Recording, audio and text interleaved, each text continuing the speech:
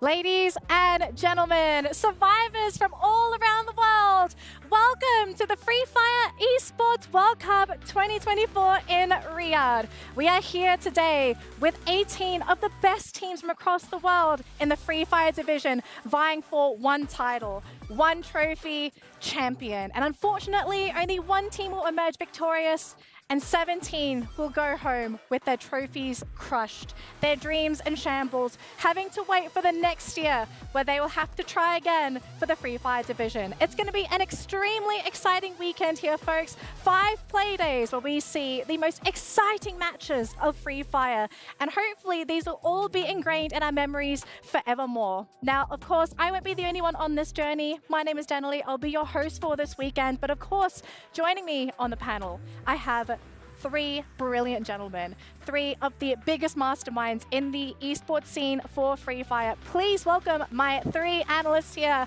I have the wonderful Neptune, Sir Cloud, and Hauler. Gentlemen, welcome to the stage, welcome to the panel. So excited to have you all here because we are going to have some amazing matches for Free Fire.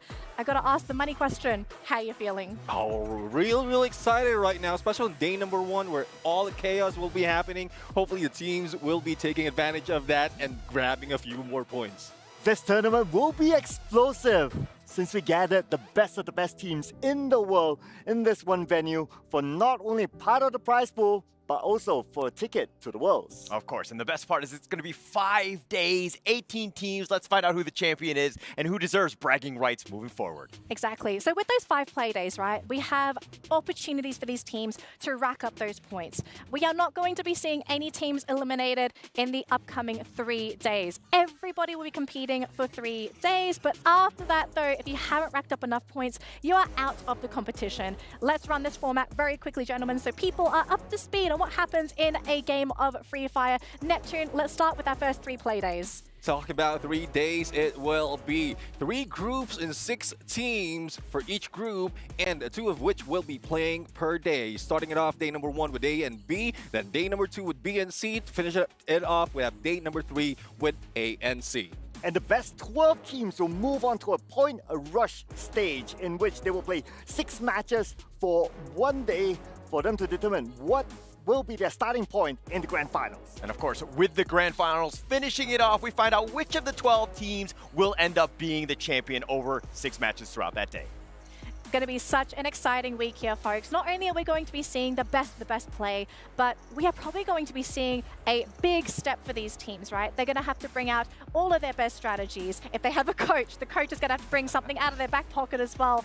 If you were to actually give some advice for these teams, right? They are on the international stage. What would you actually tell them to keep them calm? Because this is such a tense moment for them. One thing I would say is not to overthink things. Make sure that they have everything in place, especially with everything that they practice. Yep. Huh? And I would say, remember to breathe. Yes. Paula? Come in calm, cool, collected. Just take it slow. You know how to play the game. Absolutely. All right, so moving on, we are going to be talking about the Club Championships, a new system that's been implemented into the game. Here it is. Introducing the Club Championship. Here's how it works. Each club will have the opportunity to field its rosters across multiple titles. The clubs finishing in the top 8 across each of the 21 titles will receive points based on their placement. For a chance to qualify for the Club Championship, a club needs to place in the top 8 in at least 2 competitions. For a chance to win, a club must finish first in at least 1 competition. Once the tournament has concluded, the top 16 clubs will take a share of the $20 million prize pool, with the first place team claiming the title of the first ever Esports World Cup Club Champion, as well as receiving a staggering $7 million in prize money.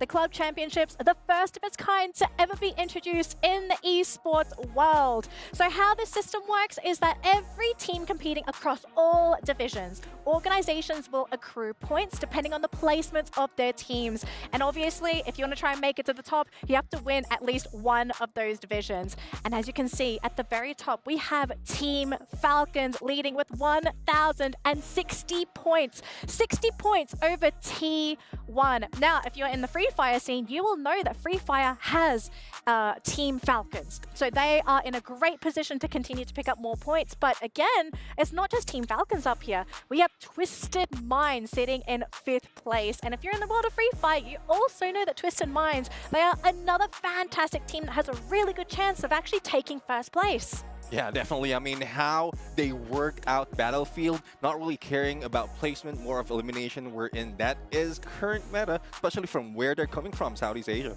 Exactly. And of course, with the club points as well, right? These teams, they're not only playing for themselves anymore, they are playing for their clubs to actually have another bite of that prize pool, that juicy, juicy money, because it benefits everybody, right? Not just the teams, but the whole org all together. But speaking of our teams, let's introduce them to you. Our 18 teams from Free Fire competing this week. Neptune, would you like to welcome them to our audience? Yeah, we have Team Falcons, also PE Sports, Brim United Esports, Evos, All Gamers, and Onyx for the first set. And we have Gaming Gladiators, RRQ Kazoo. We have a 19AGG, Reda, as well as TF. And we have Netshoes Miners, we've got Loud, we've got Hotshots Esports, and we have Twisted Minds, and Al Qadsia, and of course Fluxo to finish that one off for 18 teams. A lot of familiar names here if you do keep an eye on that Free Fire competitive space, but also a couple of new upcoming teams have actually managed to squeeze their way through. So for anyone that might not be familiar with the esports scene for Free Fire, qualifications for the Esports World Championships were split across multiple tournaments. We had our regional qualifiers. We also had the Snapdragon Pro Series where 2 teams, the top 2 teams from that tournament, secured their slot here. And so they've made it, but this is literally one step of their journey, right? The next step is making it to top 12, get to that final stage. And I think out of all the teams here, we have to talk about our top dogs, right? The teams that everybody is looking at. Who are our top contenders in the tournament, gentlemen?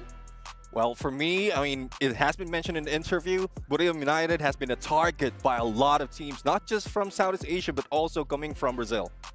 Yeah, and we have to look at Twisted Minds. They were recently crowned champions of the Snapdragon Pro Series Mobile Masters, and they beat a lot of the teams that are playing here on this stage today. I'm going to go with another Brazilian squad. I like Team Salad. I feel like they're a very aggressive team. They're #1 in the league right now, and they're making waves in that Brazilian scene.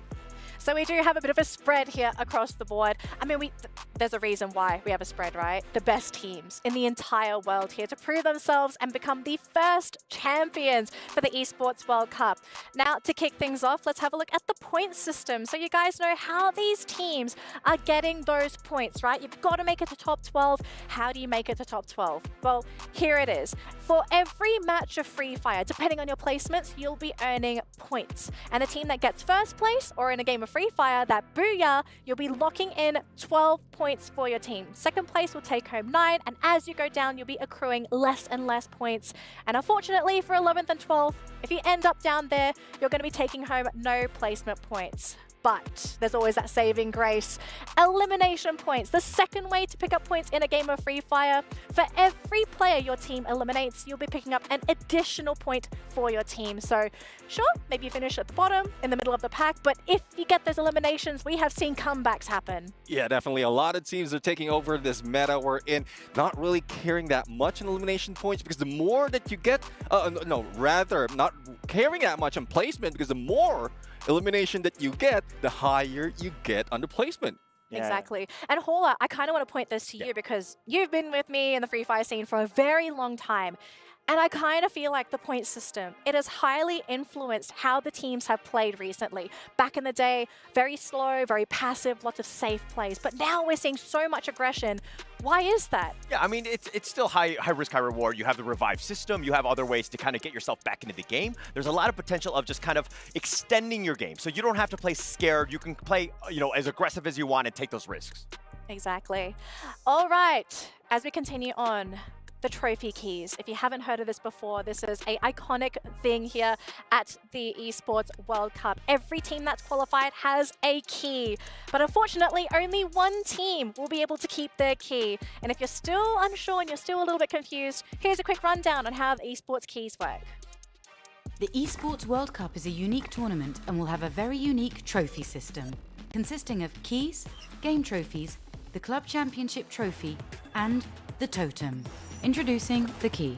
This symbolizes a participant's right to compete in Riyadh.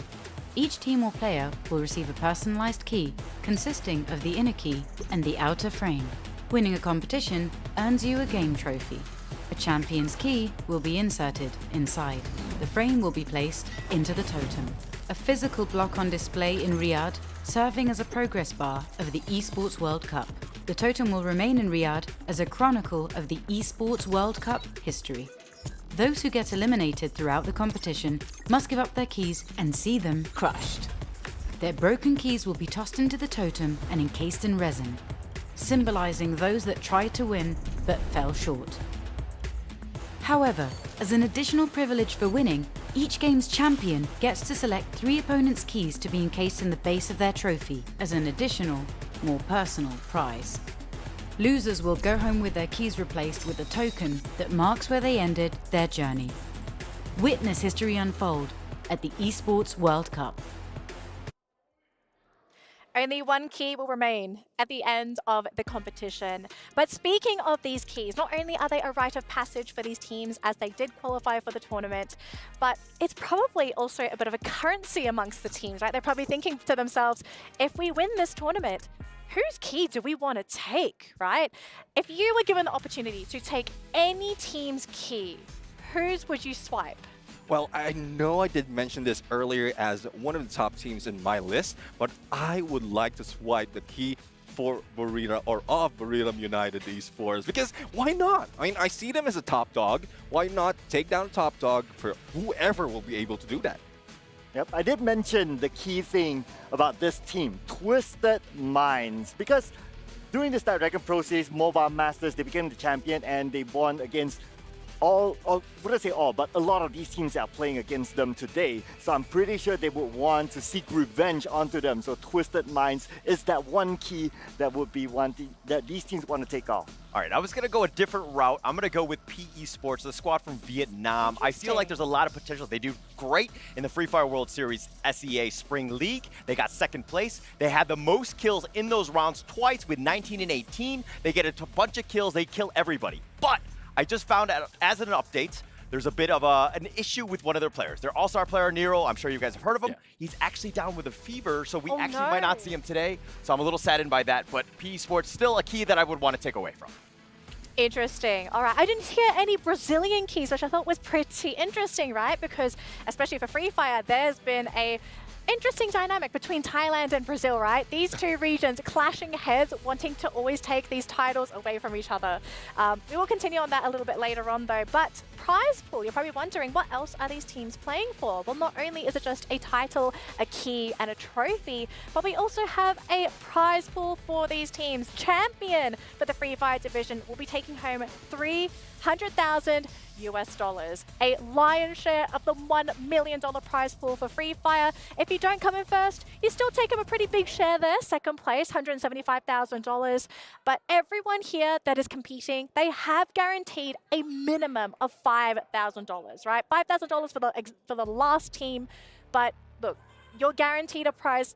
It's just, at this point, how much more can you get? Yeah, definitely. I mean, if you are guaranteed $5,000, why not move up a little bit? Not a little bit. You want to move up a lot. What are you talking about, sir? Come on. Let's grab the number one spot, and you'll grab the biggest piece of the pie. Yeah, and if you kind of look at it, right, every step has its own prize pool or share of a prize. Like, it increases by every step. So that also means that, in other words, every placement counts. Yeah, every placement counts, and of course the first 3 days is the most important because you just got to survive. You got to get to that playoff race, the points rush, and get to the top 12, and that's where the real money's going to be, and you have a real chance at making some waves here. Yeah, and as you can see behind us, actually, we have the players stepping onto the battlefield, getting ready to play. We are getting all kinds of emotions. I've seen smiles, I've seen very serious glances, I've seen people look a little bit scared, but you know, this is the time for these players to shine. This is probably the biggest esport event for this year, right? It's not just for their careers in the span of Free Fire, but they also have sponsors potentially looking at them, people that might actually support them moving forward. So a lot is on the line, right? A title, a key, a trophy, prize money. I just cannot imagine how these players are feeling. But what we do know is the schedule for today's matches. I know everyone is so excited to kick things off. What's our first map of the day here, Neptune? Of course, none other than the OG map itself, the green rest of Bermuda. Most of the beautiful. time, always match number 1. Yep, and we do have a Purgatory as our match number 2. Also a very popular map. Yeah, and let's go with the number 3 one. I think it's more, dare I say, local temperature style with the heat and everything true. with Kalahari. And of course, I know, Danny, you love it because you like to call it calamari, if I remember correctly. No, that wasn't me. I can absolutely tell you that was somebody else, but I do love Kalahari. Extremely fun map, followed by Alpine, Nextera, and then my most important favorite map. Okay, I might love Kalahari, but the random map, map number 6, I feel is going to be such an interesting one here for the teams because you don't know what that map is going to be. You have to be ready for it. Now, I want to know your predictions, gentlemen. Who do you think are going to be your top 3 teams going into the competition overall? Yeah, for me, well, couldn't take away Brilliant United Esports, already have that, and then followed by Team Falcons because how they qualified, and then the Team Solid coming from Brazil. Dude, come on, man. Come on, dude. We're talking about Falcons, all right? Yeah. Recently crowned champions of the FFWSC, and also we have a Falcons Nest nearby. They are definitely champions in my prediction. And then we talk about Buriram United Esports. But, of course, not to forget the Brazilian team, Fluxo is my prediction as well. Yeah, Buriram United Esports, easy one, right? I mean, I think they've been top 3. Yes, let me do the track record right here. Free Fire SG 2021, first place. Second place, Sentosa 2022. Champions again, Bangkok 2022. Free Fire World Series last year, second place. Third place in SEA Spring just recently. They've always been top 3. So they're always a top dog. Have you heard something called a home buff? I mean, the Falcons Nest is just right down the road. It is there. It is there, but I think it's too hot for them to actually receive the ball. I don't know. Okay, we're going to calm things down a little bit here on the desk, but we do want to hear what the casters have to say. I'd love to hear your predictions, actually. On our casters desk, we have the wonderful Tash Bunny and Offie. Would love to hear your thoughts. Who do you two think are going to be your top dogs in the competition? Oh, very exciting question, honestly. I mean, coming in from the region of Southeast Asia, I think me and Offie can both agree that we are going to be, you know, we've seen what Southeast Asia can offer. For me, it's going to be Team Falcons. They've shown us time and time again. I hate saying that word, but it is true. How they've always very versatile with how they play. They have so many pages on their playbook. Yep.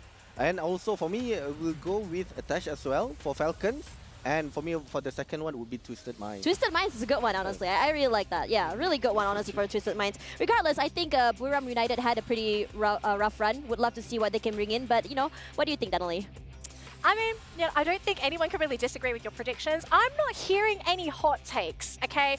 Very quickly, hot takes, dark horses, okay? We definitely have some in the competition, and I don't think I've heard any, aside from PE Sports, okay? Hallers had PE Sports. Okay. We'll hear this a little bit later on, though, but it looks like the opening ceremony is ready to go. Let's welcome the team to the stage.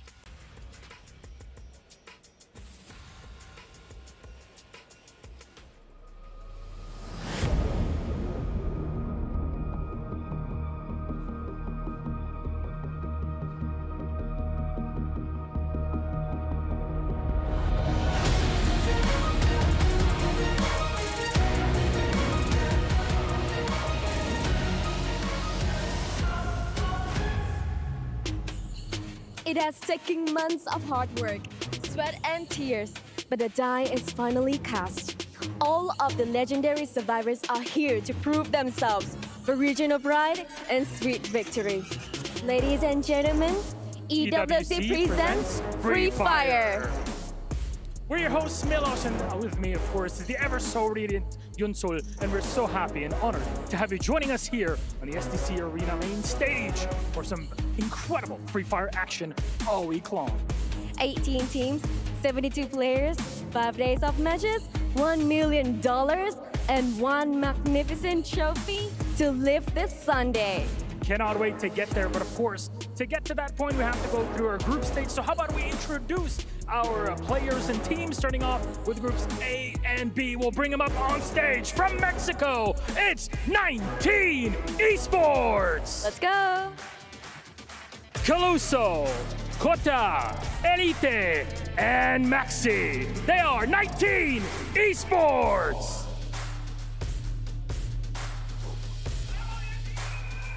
Coming from Brazil, Cohen, Drax, Lost, and Yago. They are loud.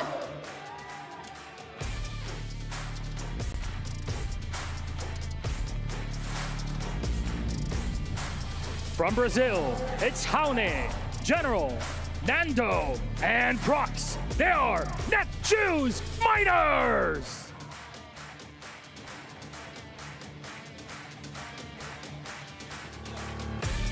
From Pakistan, Hasu, Action, Anas, and Sajid. They are Hotshot Esports.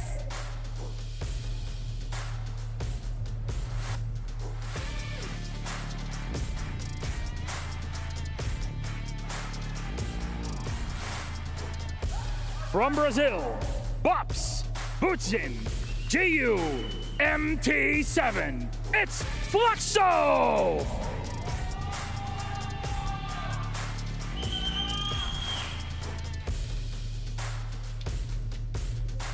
From Mexico, Vidalao, Colors, Chris, Lopez XL.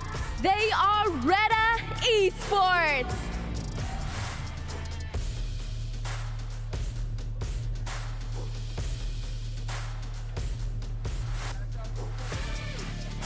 From Indonesia, Gardu, Jack, Kiba, and Gary. It's Onyx Olympus!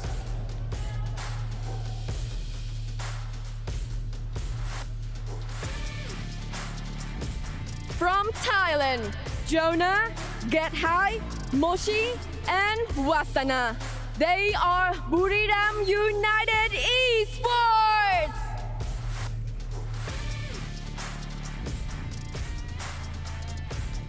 From Indonesia, Aim God, Abax, Ray, and G'day. It's Evos Esports!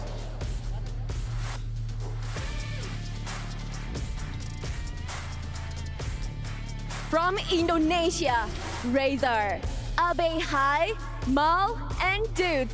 They are RRQ.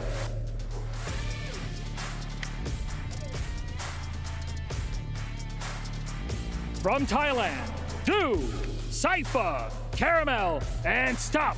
They're AG Global!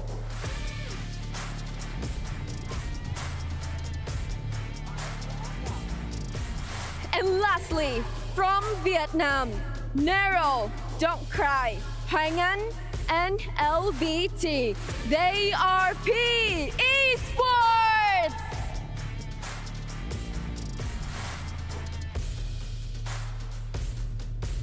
Oh, 12 of the 18 total squad face off today to get the points over 6 matches, and it will take every ounce of skill to play versus the best in the world. And the best of the best are here with us at EWC. That said, our teams have been introduced, our players are ready, and so is our game. So let's give it over to our casters and kick off game number 1. Ooh, exciting, explosive. This is what we want to see on day 1 of the Free Fire Esports World Cup. Tash Manilas and Obvi here, your casters, and we are seeing, like Danley said, a lot of range of emotions coming in from these players. And I think one of the players from Esports are actually sick, they've mentioned before. And also what got me exciting for this match is that Group A and Group B will be fighting for 6 games for tonight. Yeah. And what we are seeing, they are getting prepared actually. Yeah, very, very prepared. I mean, when we talk about preparations, I mean, when we talk about playing globally, they have played globally before. Yep. Snapdragon Pro Series recently has happened, and they have met up with each other. Free Fire World Series from so many different regions has happened as well. So when we talk about preparing here, we talk about the adjustments, adaptations from the different regions, from a smaller region into a bigger region. How is each player going to play against each other? And I always say, day number 1 is a day of adaptation, day of ice breaking. Yes, correct. And also what got me interested for the whole game for tonight is that with the new update, Oh yeah.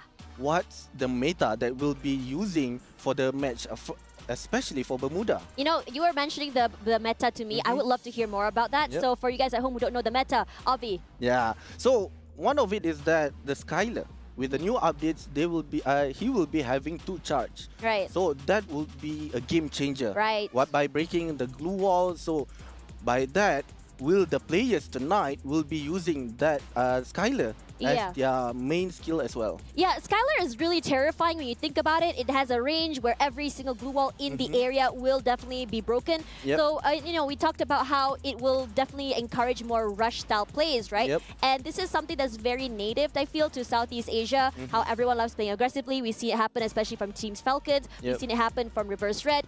And I think I had a conversation with Carol last night about how in Brazil, for Loud, they're a little bit more of a slow-style play. So how will this affect their style? Oh, then there'll be some possibilities. They'll be going towards the compound because probably if let's say they are in open space, we have the new update as well for the glue weather, Right. whereby the damage is increased from 170 towards 230 damage to Yeah. the glue wall. So if let's say they'll be going towards the on open space, then the chances are then there'll be some problems towards the players. Yeah, I think you can see on the tables as well. You can see the little keys there, and it's really exciting when you think about these keys. I think EWC has made it really fun and very interesting how you are actually not only just climbing the top, you're also literally crushing your opponents. I think the desk talked a little bit just now about you know who they would have crushed in the bottom. Honestly, for me, the idea of being able to just snatch the key from a team you had rivalry with for a while, Yeah. just putting it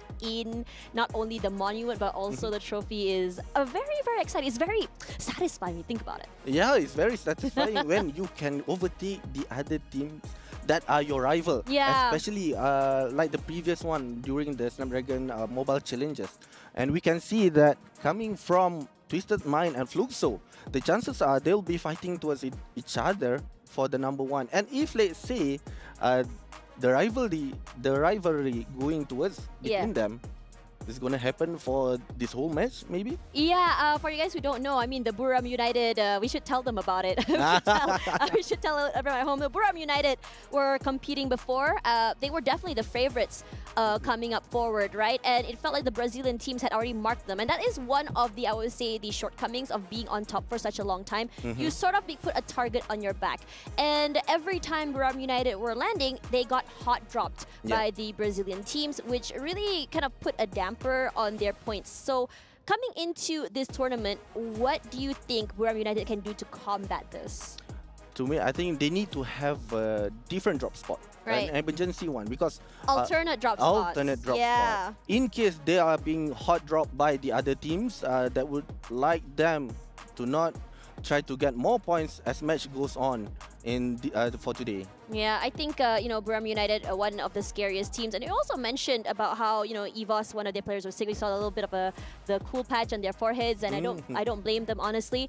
You know, I think if you guys didn't know, this tournament has brought so many different players from so many parts of the world as well. So, you know, the Riyadh weather, I would say, is very, very sunny here. So everyone's just really adjusting to it, and just about speak of adjusting as well, right? I mean, we talk about how players are going to be adjusting. Southeast Asia, a very, very aggressive region. How do you think they will fare against the rest of the world? Oh, then the chances are for Southeast Asia teams. And we know that most of the teams that are coming in today as well are coming from that region. For them to be fighting with the other regions such as Latam, we have Brazil from the PK qualifiers and MENA as well. Then the chances are, if let's say they are doing the same coming from their region, the others that need to adapt as well. Yeah, I think it's more about being able to control the tempo, I feel. Yes. And the team that does the best in not only controlling tempo, but also making sure they're able to adapt to any tempo is going to come up on top here. Now, speaking about coming up on top, I think it's really important as well that we talk about, you know, I think we talk about like a lot of these tournaments coming forward, and for a lot of these teams, you know, these kind of international tournaments are, I think, once a year. We have the Free Fire World Series happening once a year, but most of it, then I have the Snapdragon Pro Series, but then other than that is very, very region based. And I know that, you know, we talked about like what metas could happen. We talked about the new Cassie coming forward. We saw Cassie. We talked about how, you know, what character combination is going to be happening. It's going to be JB. Skylar is going to be also really good. But do you think there are any weird combinations that can come through other than these three characters. Oh, that's what I'm excited to see as well, because I think the pro players may know better. But for me, I Yeah. think the one that you said just now, of course, would be one of the skills that mainly used by the players as well. Man, I heard that from the Brazilian team, they are living, like you said just now, for Dimitri. Yeah, Dimitri. Yeah, it's quite an what I could say is a Very heel shock heavy. to me as well, because for the Asia region, they are not used to Dimitri as per their skill. Yeah, I mean, to be fair, it's understandable because they like these rush comps. I mean, looking at teams like C-Triple-G, Reverse Red, we saw them in Free Fire World Series. The way they played is very aggressive. They go around the map actively looking for teams to completely demolish. Yep. And because of the revive system comp, you're able to revive many, many times. You can also wait around the area and be able to catch them as they're dropping down, which means there's extra points for you guys to be farming as well. Excuse me. Coming into this as well, we also talked about how it could change the meta. I think Tatsuya was such a staple as well with the 2 dashes. And then we also talked about Iris, how she's able to penetrate the glue walls and just really put in a lot of the damage. And then we talked about Misha, who's able to disable those, the aim, the auto aiming, right? But when you talk about characters like Misha, when players are just so adept at headshotting, like players like Iago, Nando9 from Brazil, do you really does it really matter if there's a Misha in the game? Then it doesn't, because especially for those the pro players, they have their snipers. Then their snipers is already without their auto aim, so they can immediately take out one of the players easily. Yeah. So I think for them, they wouldn't worry about that, and most probably for Misha, they wouldn't use as one of the passive skills within the game. But what got me exciting is that Nairi, with the new update, Nairi used to be healing the players that are using the skills by 20 HP. And now it got nerfed to 10 HP only. So for the players, then the chances are they'll be swapping for that passive skills. Yeah. And another thing, for the new character Cassie. Oh yeah, Cassie. Cassie's great. I was checking her out recently. How you're able to link to your new teammates 3 HP per second, and your teammate drops between under 50 HP. Technically gives you 100 HP directly, and you could heal your teammates by shooting with the teammate without using the heal gun. So that's also honestly very, very, I would say very convenient if you think about it. So I can definitely see, you have your 2 rushers moving up forward together. You can have Cassie with you, just healing up, just as you soak up that damage. You can run with probably I would say a Skylar who has a buff to his armor as well. So it's going to be very, very tanky, and it will give so much space for the support players to do their damage. Yeah, I do agree, because and then with Cassie as well, at least when with both Russia, they can assist towards each other. Maybe one Tatsuya, one using Cassie. Then they can be fighting towards the other players with that 2 skills, active skills, used by the Russians. Yeah, I mean, we talked a lot about like what we can expect from this game, but you know what we can expect from the stage here? The AR. That's really cool. So for you guys at home, this is alternate reality where you can only be seeing this. For you guys at home, you get augmented reality. Excuse me, augmented reality where you can really take advantage of being able to see your pets, characters on the stage as well. I think it's really cool being able to see that online. I think we saw one of our panelists yesterday. Holler was riding on the on one of the pets. It was so cute. And now, so what we are seeing, the players right now are getting ready for the match. With the flights has been taken off, and we have saw some of the teams that's been dropping towards their drop spot. Are they gonna be fighting each other during the early phase of the game, or they will get the equipment first and then meet with each other? I think it's really exciting when you think about these things, because we talked a bit about what Burab United faced coming forward. They got hot dropped, hold that thought. Early one for Fluxo, as well as all gamers are here. It's just about that, getting that right timing. I don't think they've actually spotted MT7 quite yet, so it's keeping quiet as a mouse. I mean, not the end of the world right now with the revival. He goes down, just bring him back in. Yeah, and right now what we are seeing for MT7, maybe he's just scouting where is the AG gonna go, because right now for AG they have been splitting four peoples here, quite a gap between each other. But for the Fluxos, they are trying to notice where are the movement coming from the players, and we are seeing here for MT7, he is using Skyler as part of his active skill, but that headshot was a nice one by Cypher. Oh, that's really unlucky. A first blood can be brought back into the game, but that point into the bag is what's really important here. Now, we talked a little bit about what we can be expecting in terms of aggression. This is exactly it. Blue wall down from Bobs. Puts in the damage, not enough for a knock. He's chasing. Not done quite yet. His teammates all on the other side. It's all about trying to figure out where exactly everyone is. Go for the crunch, go for a pickoff, isolate if possible. You do not want to get traded. Oh, right now they are still waiting, but Zin has been shot down, been knocked off of his HP, but automatically for Cypher, he taken one of the players remaining. Now for Fluxo in a dangerous spot with 2 players remaining. Can they get away from this, or are they gonna be the first team wiped out for the match 1? All Gamers was a team that the audiences at home were really excited to watch. Actually had predicted this team, and looks like it was with good reason. Aggressive, very, very quick on the collapse, and good with playing with each other. That is what you want to be expecting here, players from Southeast Asia. Now, Fluxo, they still have Bobs. Surprised that Bobs was able to get out of that alive, given the fact that AG was just collapsing from so many different areas. And I think Dew really wants to end him if possible. Shots out, takes a bit of chip damage, not enough to knock him down. Oh, but right now Bobs is trying to get away. He's trying to hide under that bridge. But we are seeing for Evos battling with a Loud. One of the players has been taken down, which is Ray. Yeah, Yago taking a lot of damage, knocked already. Good day. Quickly ending him. This is very unlucky. Yago does come back up online. Now, speaking of Yago, we had a bit of conversation of Yago just now with Carol about how Yago is one of the upcoming best snipers coming in from Brazil. Oh, then the chances are maybe we can see one of those shots. We would love to if he doesn't get knocked out. It's just so unlucky so very early. But you can already see how aggressive these comps are because of the revives happening. Hasu almost gets knocked down, solo hiding and just trying to survive and reset behind that glue wall. Not able to do that. Cow on 7. Very quick on this with the knock, with the finish. Everyone is trying to get every single precious point into their pocket because there's only a 3-day tournament before finally point rush. You want to be able to collect as much as you can. Mistakes, fatally, if you don't catch up, it's over. Yes, I do agree with you. But from what I'm seeing right now for the team Loud, they are splitting the team quite far apart with 2 of the players here in near towards plantation. But for them, the other 2 players is in Graveyard and Observatory. So the chances are they need to be grouping up. But we have another fight here. RRQ Mal has been taken out and immediately been killed by the other team, which is P Esports.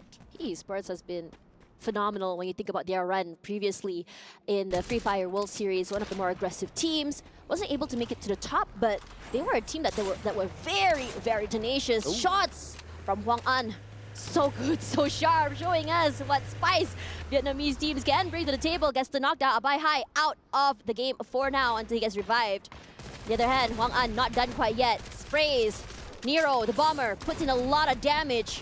And I love the fact that when these teams collapse, it's always together just to really disallow these trades to happen, minimizing damage to the team and also disallowing points to be collected. You want to be able to take these fights safely as you can. You retain your team, retain your shields, retain your armor. And for now, this fight between Loud is just ongoing, non-stop. Yeah, right now they are trying to fight with Evos. Evos with 4 of the players. They are holding that compound. We have Abax on the left, but right now with that throw gone by Drax, immediately rushes in and take one of the players with 5 elimination points. Drax has been taken out. Chawan is trying to be safe, hiding in behind that glue wall, but immediately taken out right there. Oh, so unlucky. Loud looks so good right now, though. I mean, we were talking about how prolonged these fights are for Loud, but they're just so quick on that revive, so quick to recover and go straight in for these fights. A Malay word, liat. Very tough to kill, very slippery, like an eel would be the right word for it. Very, very good gameplay coming from them. Outside the zone, but still tenacious. P Esports still here. They haven't really finished. They finished the fights, going in for that reset if possible. Now coming into this, I think this particular fight for PE Sports, we talked about how tenacious they are, but they weren't able to make it toward the end. What do you think of their stamina for this particular team? For me, I think at the early starts, they are doing good. And for them, a little bit history for PE Sport. They were number 2 in the Sea Spring Free Fire World Series. Oh, So right now, what are they trying to do is they're trying to get most points, and they have gotten 4 as at the 6th minute. But right now for Loud, Drax, unfortunately for him, he's been taken out by Evos Gede. The thing about Loud is that they're not worried about being caught out. They're playing very, very separately. This is all coming down to the individual skills, but no individualism here. As we look at Reta, spots out one player of PE Sports here. PE Sports was playing toward the shore side. Now, the reason why they're having to cross here is because they need to get into the circle. To get closer or deeper inside the circle, they're going to have to take this fight. Now, it's just about that waiting. They have really buff each other up. Teleports on the top side of this building. It's all about finding the right areas, the right situations. This high ground will give a lot of value to the team PE Sports. They do encroach into the compound, but little they know, Reta, one player on the outer side, Lopes, if he's able to find the right timing for this, I would say this crunch, or rather this pickoff, it'll be massive. But Huang An is on the other end, so it's just the same read from each team. Which team will be making the first mistake is the question. Yes, and right now for Rita, we have Lopez is standing by with the M24. Almost got that shot, but unfortunately for him, for PE Sport already went into the compound. And patient. Ooh, right now with that grenade launcher throw gone, but for Vidalao with that M60, immediately taken out one of the players. And right now they are rushing in as well. Very, very aggressive, and they just rush through. Not only are they rushing, they're holding down this compound very well. The players of PE Sports are forced to give up their positions.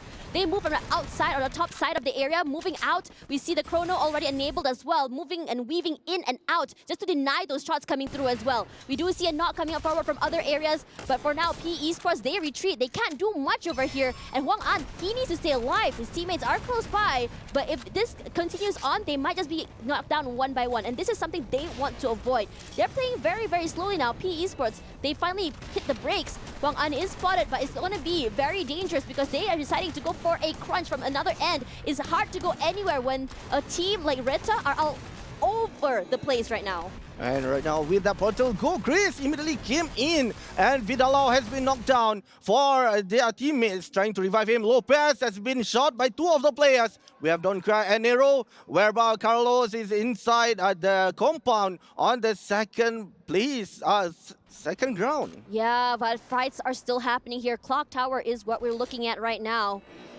Round here from NMG, still holding down. We have Nando 9, hailed as one of the best snipers. Puts in a lot of damage. Ooh. Knocks one out by round 7. The shotgun doing damage. 3 knocked down in one go. Round 7 looks so good playing that corner CQC fight. And we talked about the meta of the shotguns, and this is exactly what we wanted to see.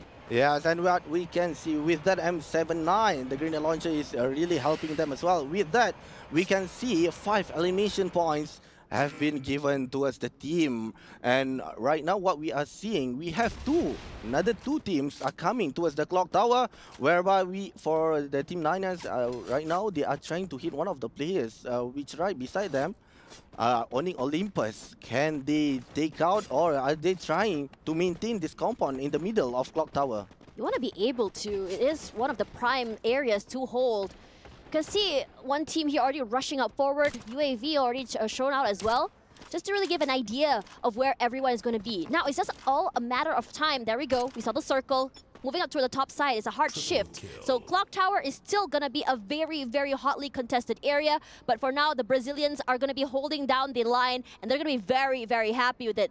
Nando 9 does get a bit of a chip damage. Not enough to do much yet. But PE Sports, they're going to have to go for a very, very long rotation from Rim Nam Village. Yes, and right now we are seeing the zone gonna be shrinking in 10 seconds. Of course, for the fourth zone, it'll be much more damage towards all the players. And with the zone going towards Clock Tower, we have only 3 squads inside the zone, which is the Miners. We have Evos and RRQ, but for the others, they'll be needing to fight for the others as well to maintain a compound. If not, then the chances are they have to use their glue wall to keep each other's off.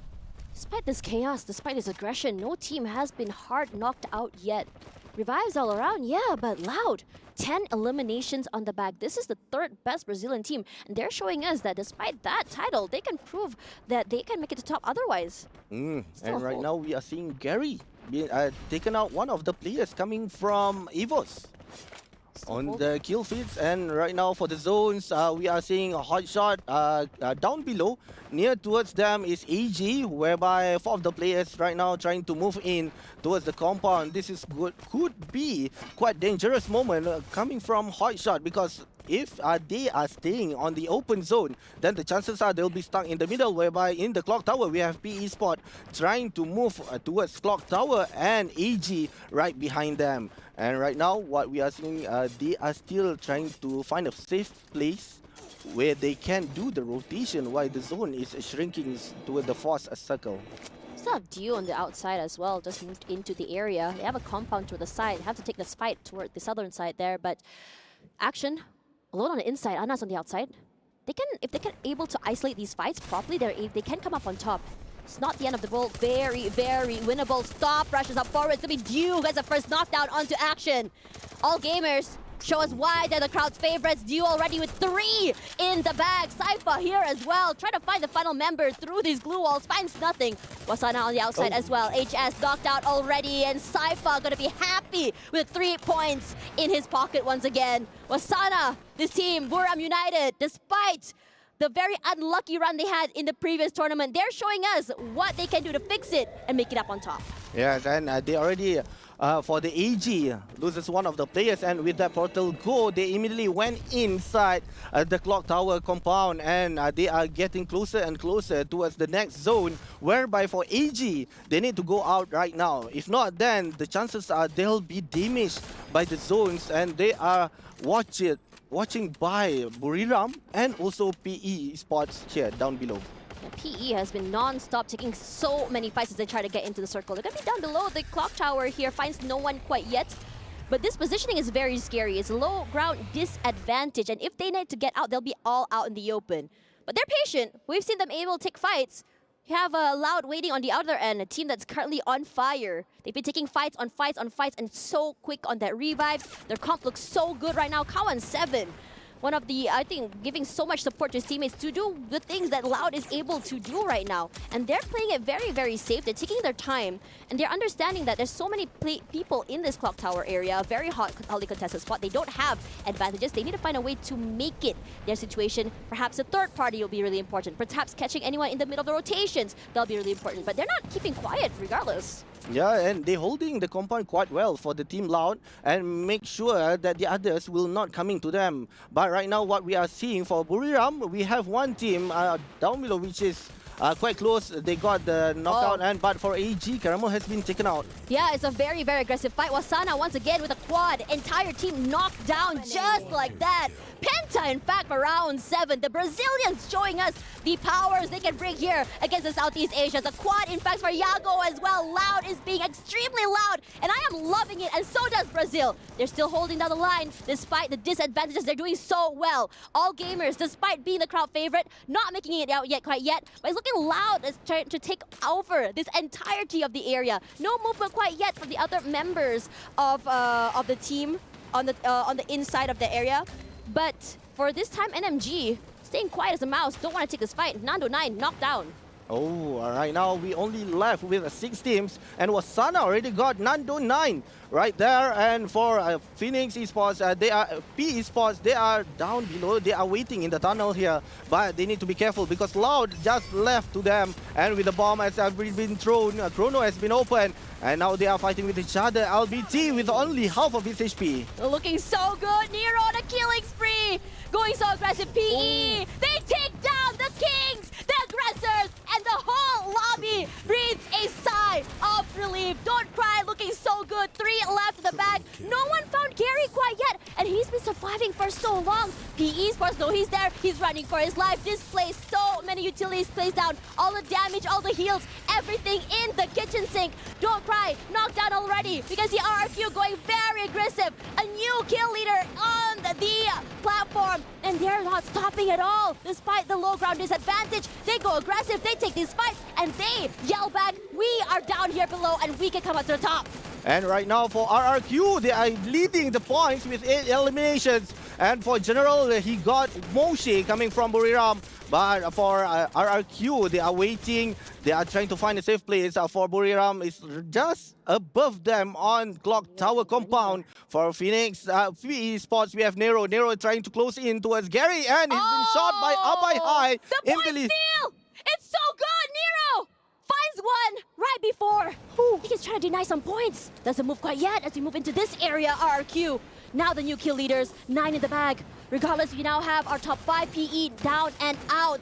Everyone else, RRQ, healthy and healthy with 4. And so is NMG. Net Shoes, Miners, they're looking so good right now. They want to go aggressive. And we talk about how Nando 9 wanted to come in as one of the best snipers, taking his throne away from Iago. No, and we left with only 3 teams, but NMG almost got the players coming from Buriram. We have 4 players coming from NMG with RRQ, revive their own teammate. Buriram, only 3 players left. We are on the 17th minute, 11 players remaining, but they are only being split by that wall. Here we go, Buriram United spots out, has to be careful. You can see RRQ waiting for the ultimate time to rush, and this is the time. Moving forward, the monster truck moves out of the way. Mal, jump shots all around. He's so quick, finds Wasana, immediately knocks him down. And Wasana has been one of the heavy hitters. Nando 9 does answer back though. Massive, huge. Another one knocked down in the back. RRQ looks so clean, so clean. Aggressive with their plays. And now NMG, they cannot go anywhere. And the monster truck completely obliterates, rushes them, and crushes them as well. And it looks so good for RRQ. 2 members left. 1 more member from Buriram United can't do more than that. A quarter kill for Razor. And a booyah on the line for this team, showing us what they bring for the Indonesians. Nice, good job towards RRQ. What a gameplay. What we are seeing, how Buriram is trying to create a chaos with that monster truck. And now RRQ maintain their spots, immediately taken out Miners as well. And now the booyah goes towards them as well. Literally crushing their opponents like they want to crush the keys from the other teams. Started off so good for the Brazilian teams. It looked amazing, honestly. But I think that's a story for the panel itself. So for now, we're going to go for a quick break. When we come back, Dan Lee, as well as the panelists, are going to tell us what happened in that game.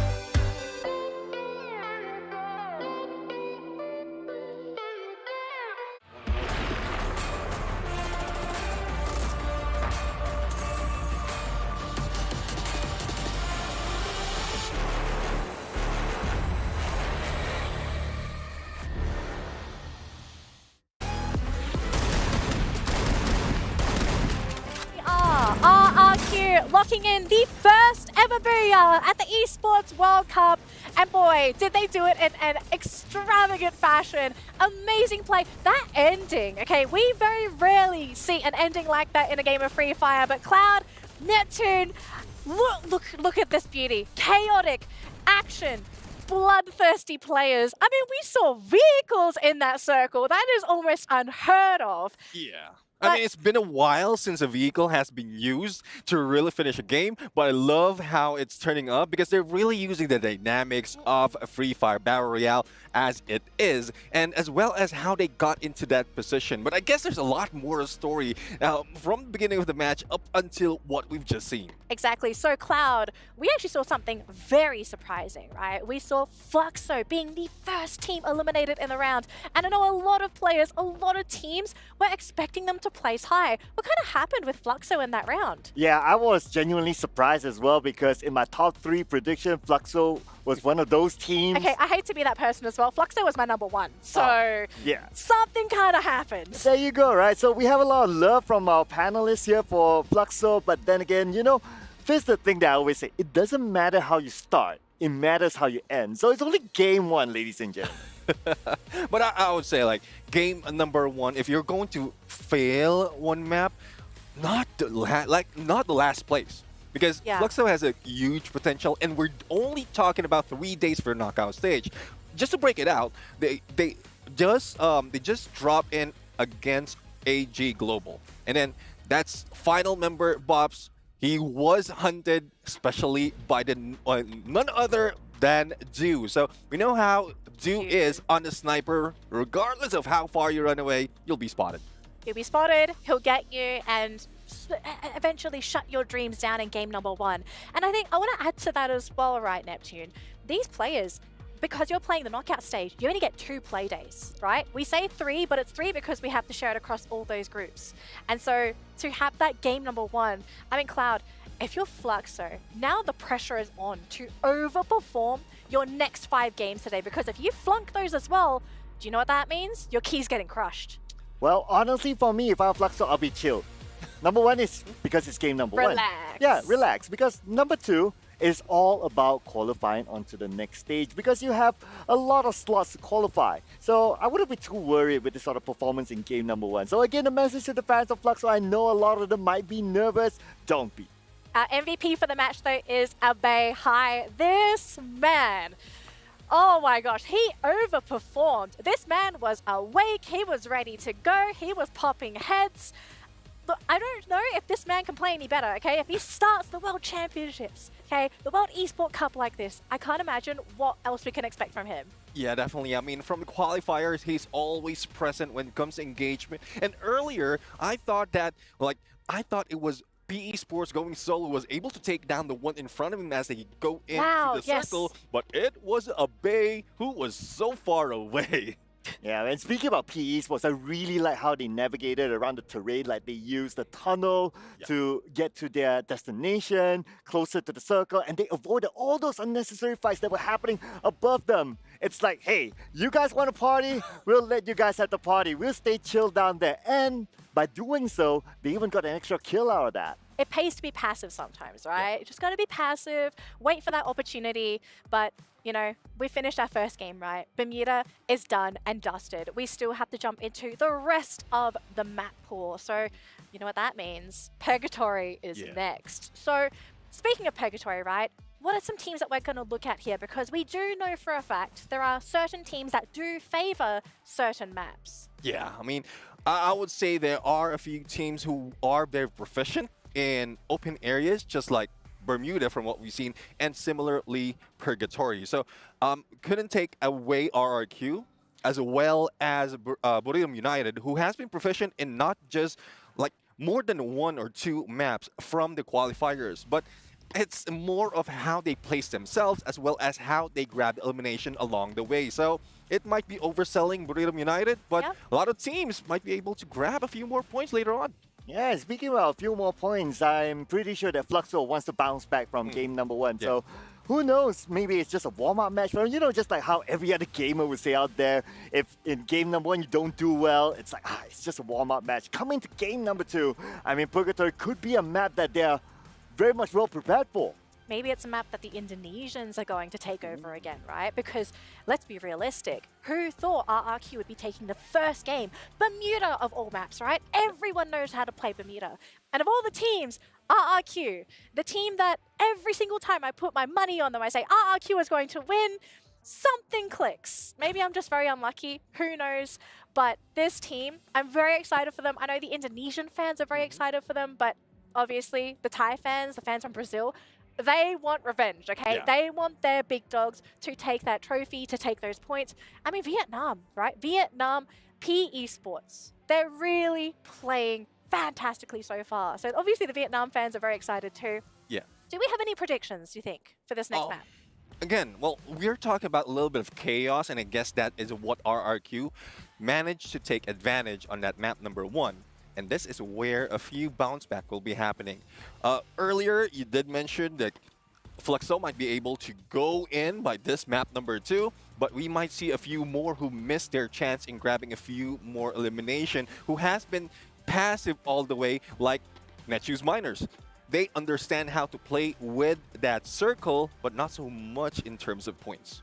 Yeah, I'm a fan of tactics. So I really love what I saw from P Esports in game number 1, how they rotated around the map, how they decide on what sort of fights do they want to take, how they even block out loud. You gotta think about it at some point to stop them from coming in. And they sneakily stole away an elimination as they try to get into the circle. Yeah, the circle kept running away from them, and I think that's totally understandable, but hey, it's still about survivability. At the end of the day, a Battle Royale game is all about surviving. Yeah. Well, thank you so much, gentlemen. It looks like game number 2 is ready. So let's jump into it with our casters. Tash Bunny, as well as Ovi, take it away. Wow, wow, wow. This is going to be a very exciting one as we go into the second map. I mean, when we talk about maps that have been played a lot, Bermuda, Purgatory are definitely going to be those maps that we want to look out for. RQ, a great recovery coming forward. They were very quiet in the beginning, and I love the fact that they had that mid-round call to just go aggressive toward the end. Very different than what we saw from Loud. Now, speaking of Loud, what we saw from their regional style play was a very passive style gameplay. We saw a lot of eliminations or kills picked up. What was more interesting is the fact that I think because of the meta shift, they had shifted to more aggressive style. It looks so good on them. Yes, and also what we can see from the early of the fights, they are splitting solo by each of their team members, and they group together at nearly at the middle of the game.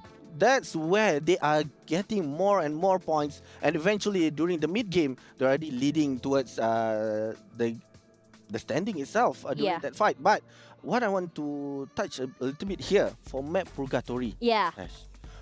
It's quite a big map. It is a massive map. And also, we can see that the Brasilia is the only compound, the only place which have lots of compound. Yeah. And this is what I'm wondering. We have 12 pro players here. Which compound that they would like to take out of all the spaces that they can get to?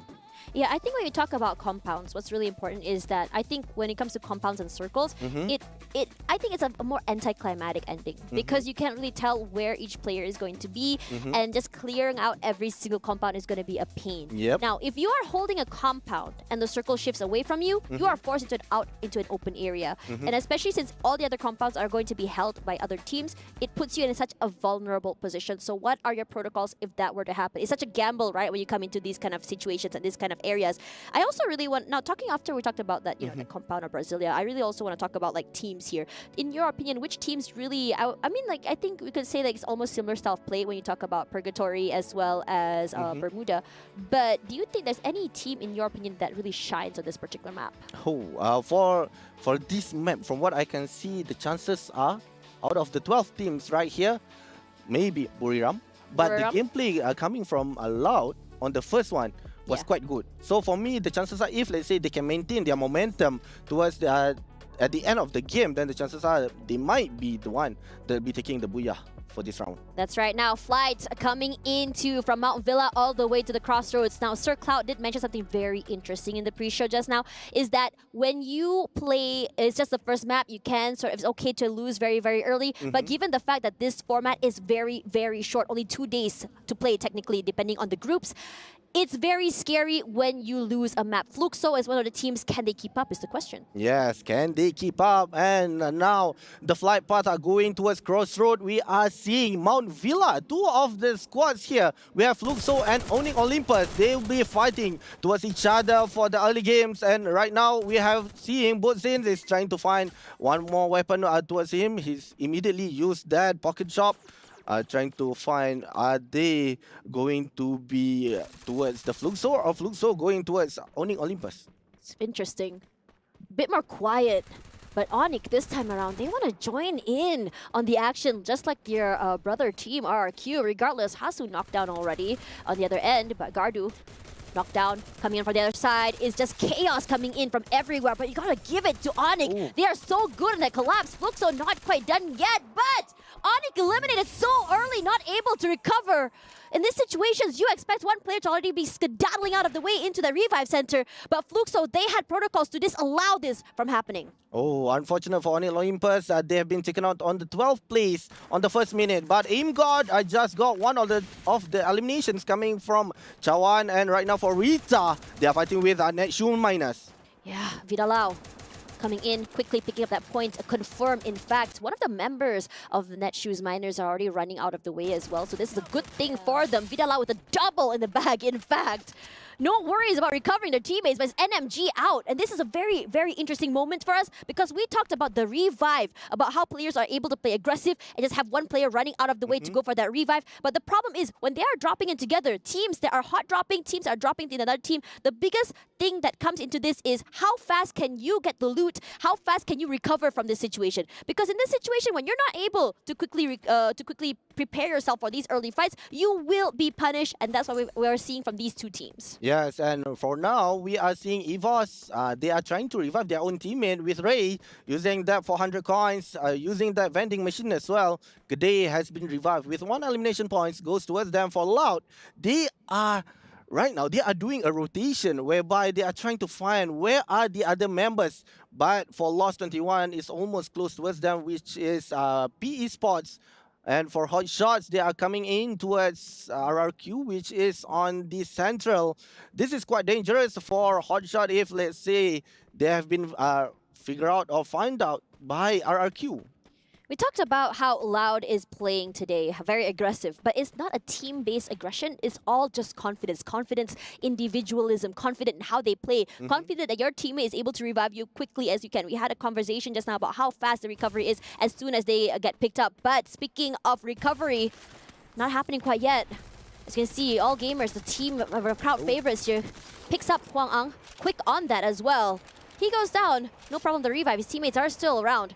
Huang An from PE Esports has been one of those players who are just so adept at these long-range fights. Very quick to just go in for the support and just really, I would say, complement his rushers as soon as they take up that space.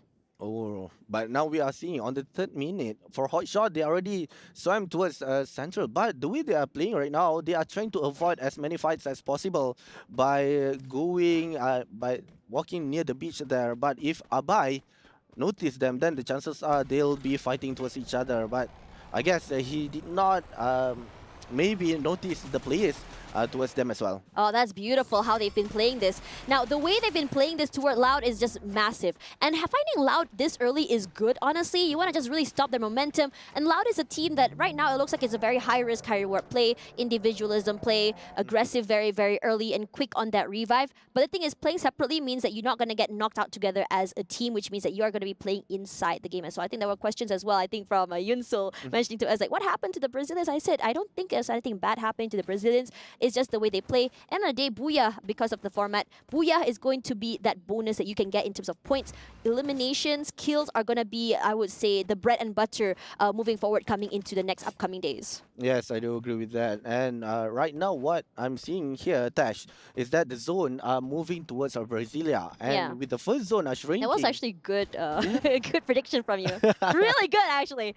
the players, what I'm seeing right now, most of the players, they are playing outside the zone. Right. So are they trying to catch one of the teams by playing outside, or they will try to get to the compound first? Speaking of compounds, not happening here. Long-range fight happening from these two teams. Now you can see that PE running for their life. 2 knockdown already. Evas, good day.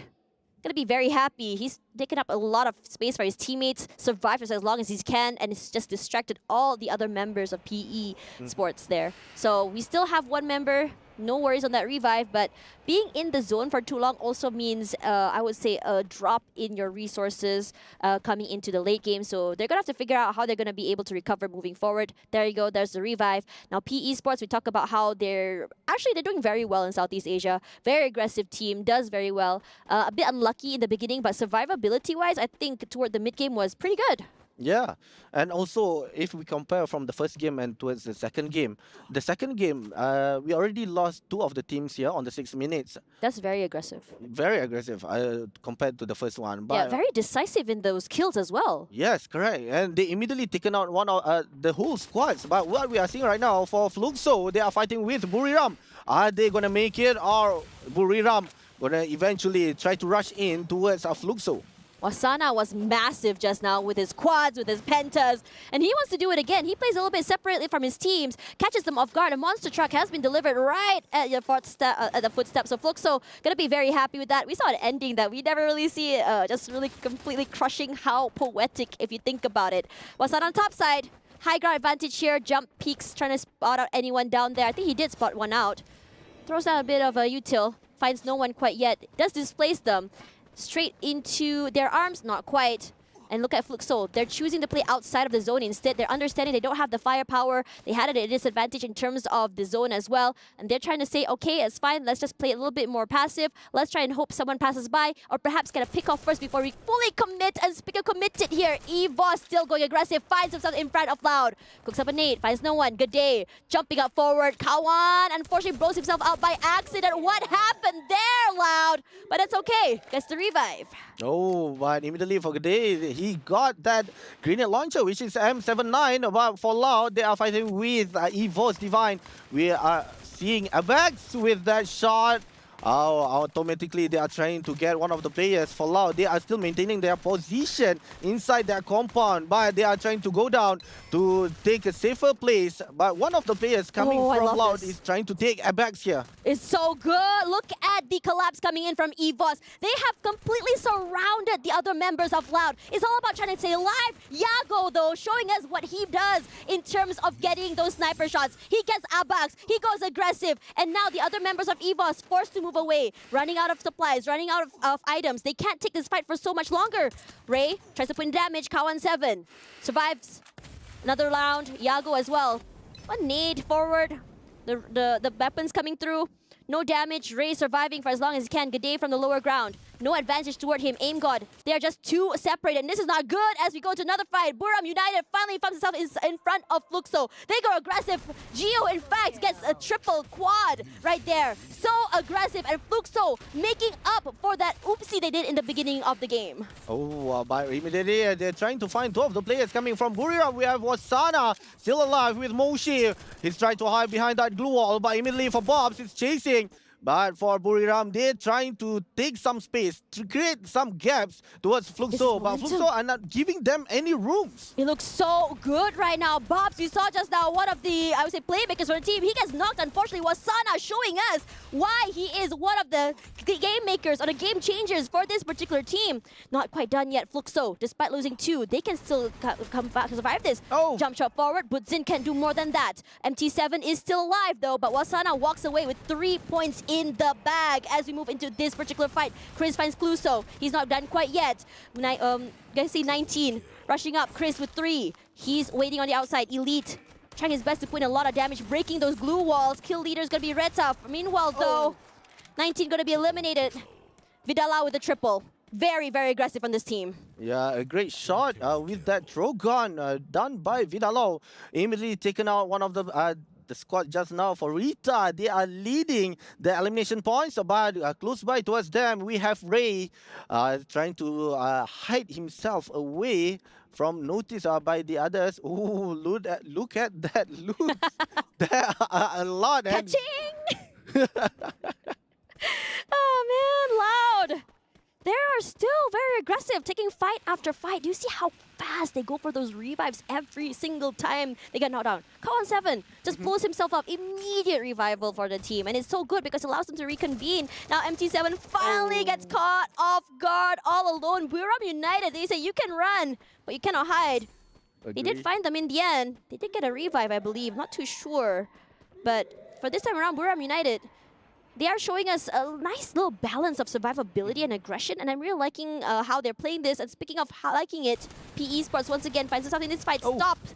Literally just stops, don't cry. Can't do anything. Gets knocked down. Nero knocked out to the lobby. Once again, waiting for that revive or that pickup to happen. Once again, Abax as well from EVOS finds LBT. PE Sports once again finds themselves in these rotations where they're not able to avoid these fights, and it's never been in their favor. Oh, unfortunately for Huang, he need to get as safe as possible because right now the zone are moving towards nearby the river. So the chances are he'll be met with RRQ and Hotshot. But right now what we are seeing for AG with 4 elimination points, we're on the 11th minute. But for PE Sport, been taken out on the 8th place, done by RRQ. And we have EVOS. Gade is trying to see where are the players coming from the AG. But Abax has already been inside. He's trying to hit half of his HP, but immediately been taken out by Stop with that Drogon. So good right now. Stop with a triple already. Very aggressive. We are seeing a lot of hero plays come through, and it's because his teammates are able to give him that space to go aggressive. Gade all alone. All gamers wants to find him. They go around, can take in one perhaps before he goes down. Glue wall, knocked out away. Quickly repositions, eats a lot of damage. 42 HP going down, down. No more than that. Stop clears him down, and Stop completely obliterates another team. His teammates have been doing a lot to give him that pressure and that space. Aim God as well with a double kill himself. He's not done quite yet despite losing 2, and they are just quickly just rushing into the circle. All gamers cannot hold on any longer and deciding, okay, that's fine. Take the next compound, and we will gatekeep the rest of EVOS from this side. And they'll be giving the chance for Ray to revive his own teammate. We are seeing Aim God has been trying to go inside the zone, but AG is not giving the chance for them to go. And with 2 of the players, Caramel is trying to look for the others. Are there any EVOS players still outside? But right now they are sharing. Aim God has been taken out by Dew. Man. And together with Duds, RRQ also got Gade. Ray needs to make a miracle happen right now. All alone, quietly, not a revival spot in sight. Perhaps can go for a pick off. Yes, he does! Doesn't get the pick off though. Doesn't get the confirm. Unfortunately, Dew, once again, the savior for the team. So quick on that reaction. But speaking of reaction, they are in trouble. Action finds Caramel, gets knocked down. A quick revive coming up forward. But on the other end, we can see that Loud has found themselves another victim. Chris, Vidalu, Carl, running for their lives, has to go for a way that they can just quickly stop them from coming into the area and protect their compound. And for Hotshot, quite a nice one. Unfortunately for Buriram, they've been taken out by the team RRQ. And now we are left with 6 squad on the 13th minute. 19 players remaining. For Daz is still watching on the uphill there. There's a battle by Hotshot and towards the AG. And we are seeing Sajid got Cypher. Are they gonna be wiping out AG from the fight between the 2 teams? So good on one end, quickly finds one. Clearly stealing the spotlight. But the spotlight now is on Retta. They're taking a lot of damage. Just taken down one by one. It's so hard to go for the pickup. Zone not on their side either. And the rest of the team is just completely just collapsing onto them.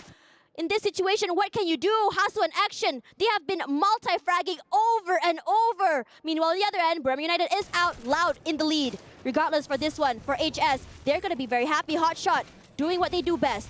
They're one of the best in their regions, and they want to show why they're the best in their region. In this situation, Loud is here, fighting 2 teams at the same time. In fact, it's going to be RRQ as well as Hotshot in front of them, and they are not stopping.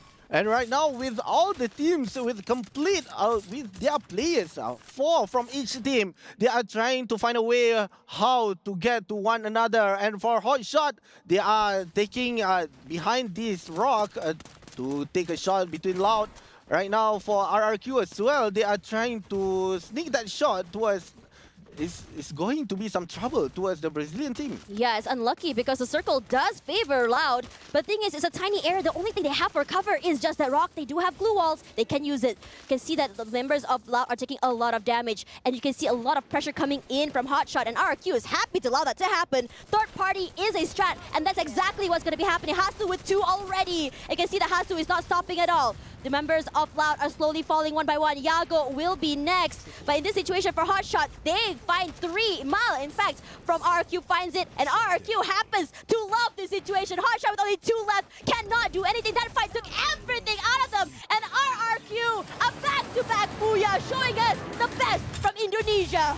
Woo! Second booyah for the night coming from RRQ. What a gameplay. They know what they need to do, when to take. Coming from Loud, coming from Hotshot, they know the right timing where to go in. And this is why they got that second booyah. You gotta really give it to RRQ. Their patience is phenomenal. All of their fights has been from mid to long range. Mal having so many situations where they're able to come up on top, get those multi-frags, not even heroics even. I mean, we talked about heroics in the previous match, but RRQ understands that third party is a strat. They were very patient, understanding, yes, the circle is coming to Loud, but the team that has to push in is going to be Hotshot because of the zone. Now, they allow that to happen. They are forcing that to happen. They understand that Loud was slowly just taking a lot of damage from them as well as Hotshot, so they weren't able to recover from that. Gives RRQ the win. Regardless, that breakdown is going to be done by the panel, so don't go anywhere. We'll be right back for the breakdown of Map 2.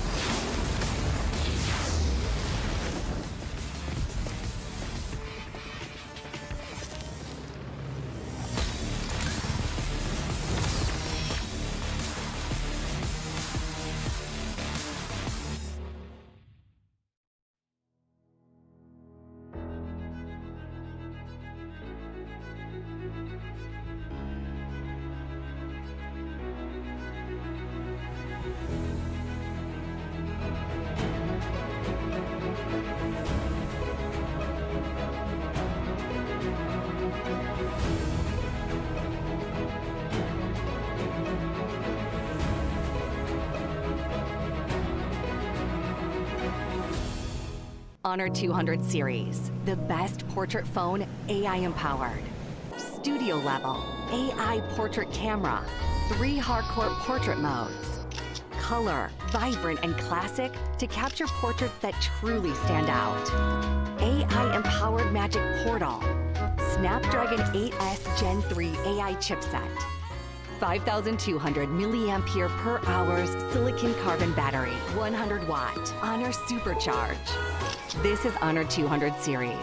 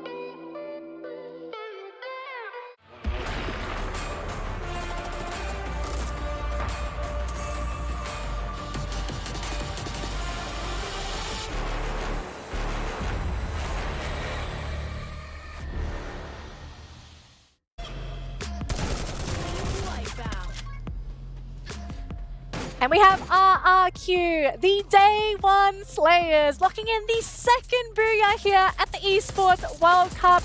Looking absolutely proud of themselves, securing that second booyah and a whopping 24 points just on placements. We're not talking about eliminations here, just placements after their first 2 games, looking basically unstoppable at this point. Gentlemen, what is up with RRQ? I don't know what they've done. I don't know if it's breakfast, their training, their coach, they bring their lucky charms. Is someone wearing their lucky slippers? What is going on with this team? Well, if we look at the highlights earlier on, right, so I'm a man of culture. I like tactics. Wait, are you? Man of culture, sorry, I have to stop you. No, just go on. Go on, Yes, go on. I'm very cultural. I keep the tactics, right? That's my culture.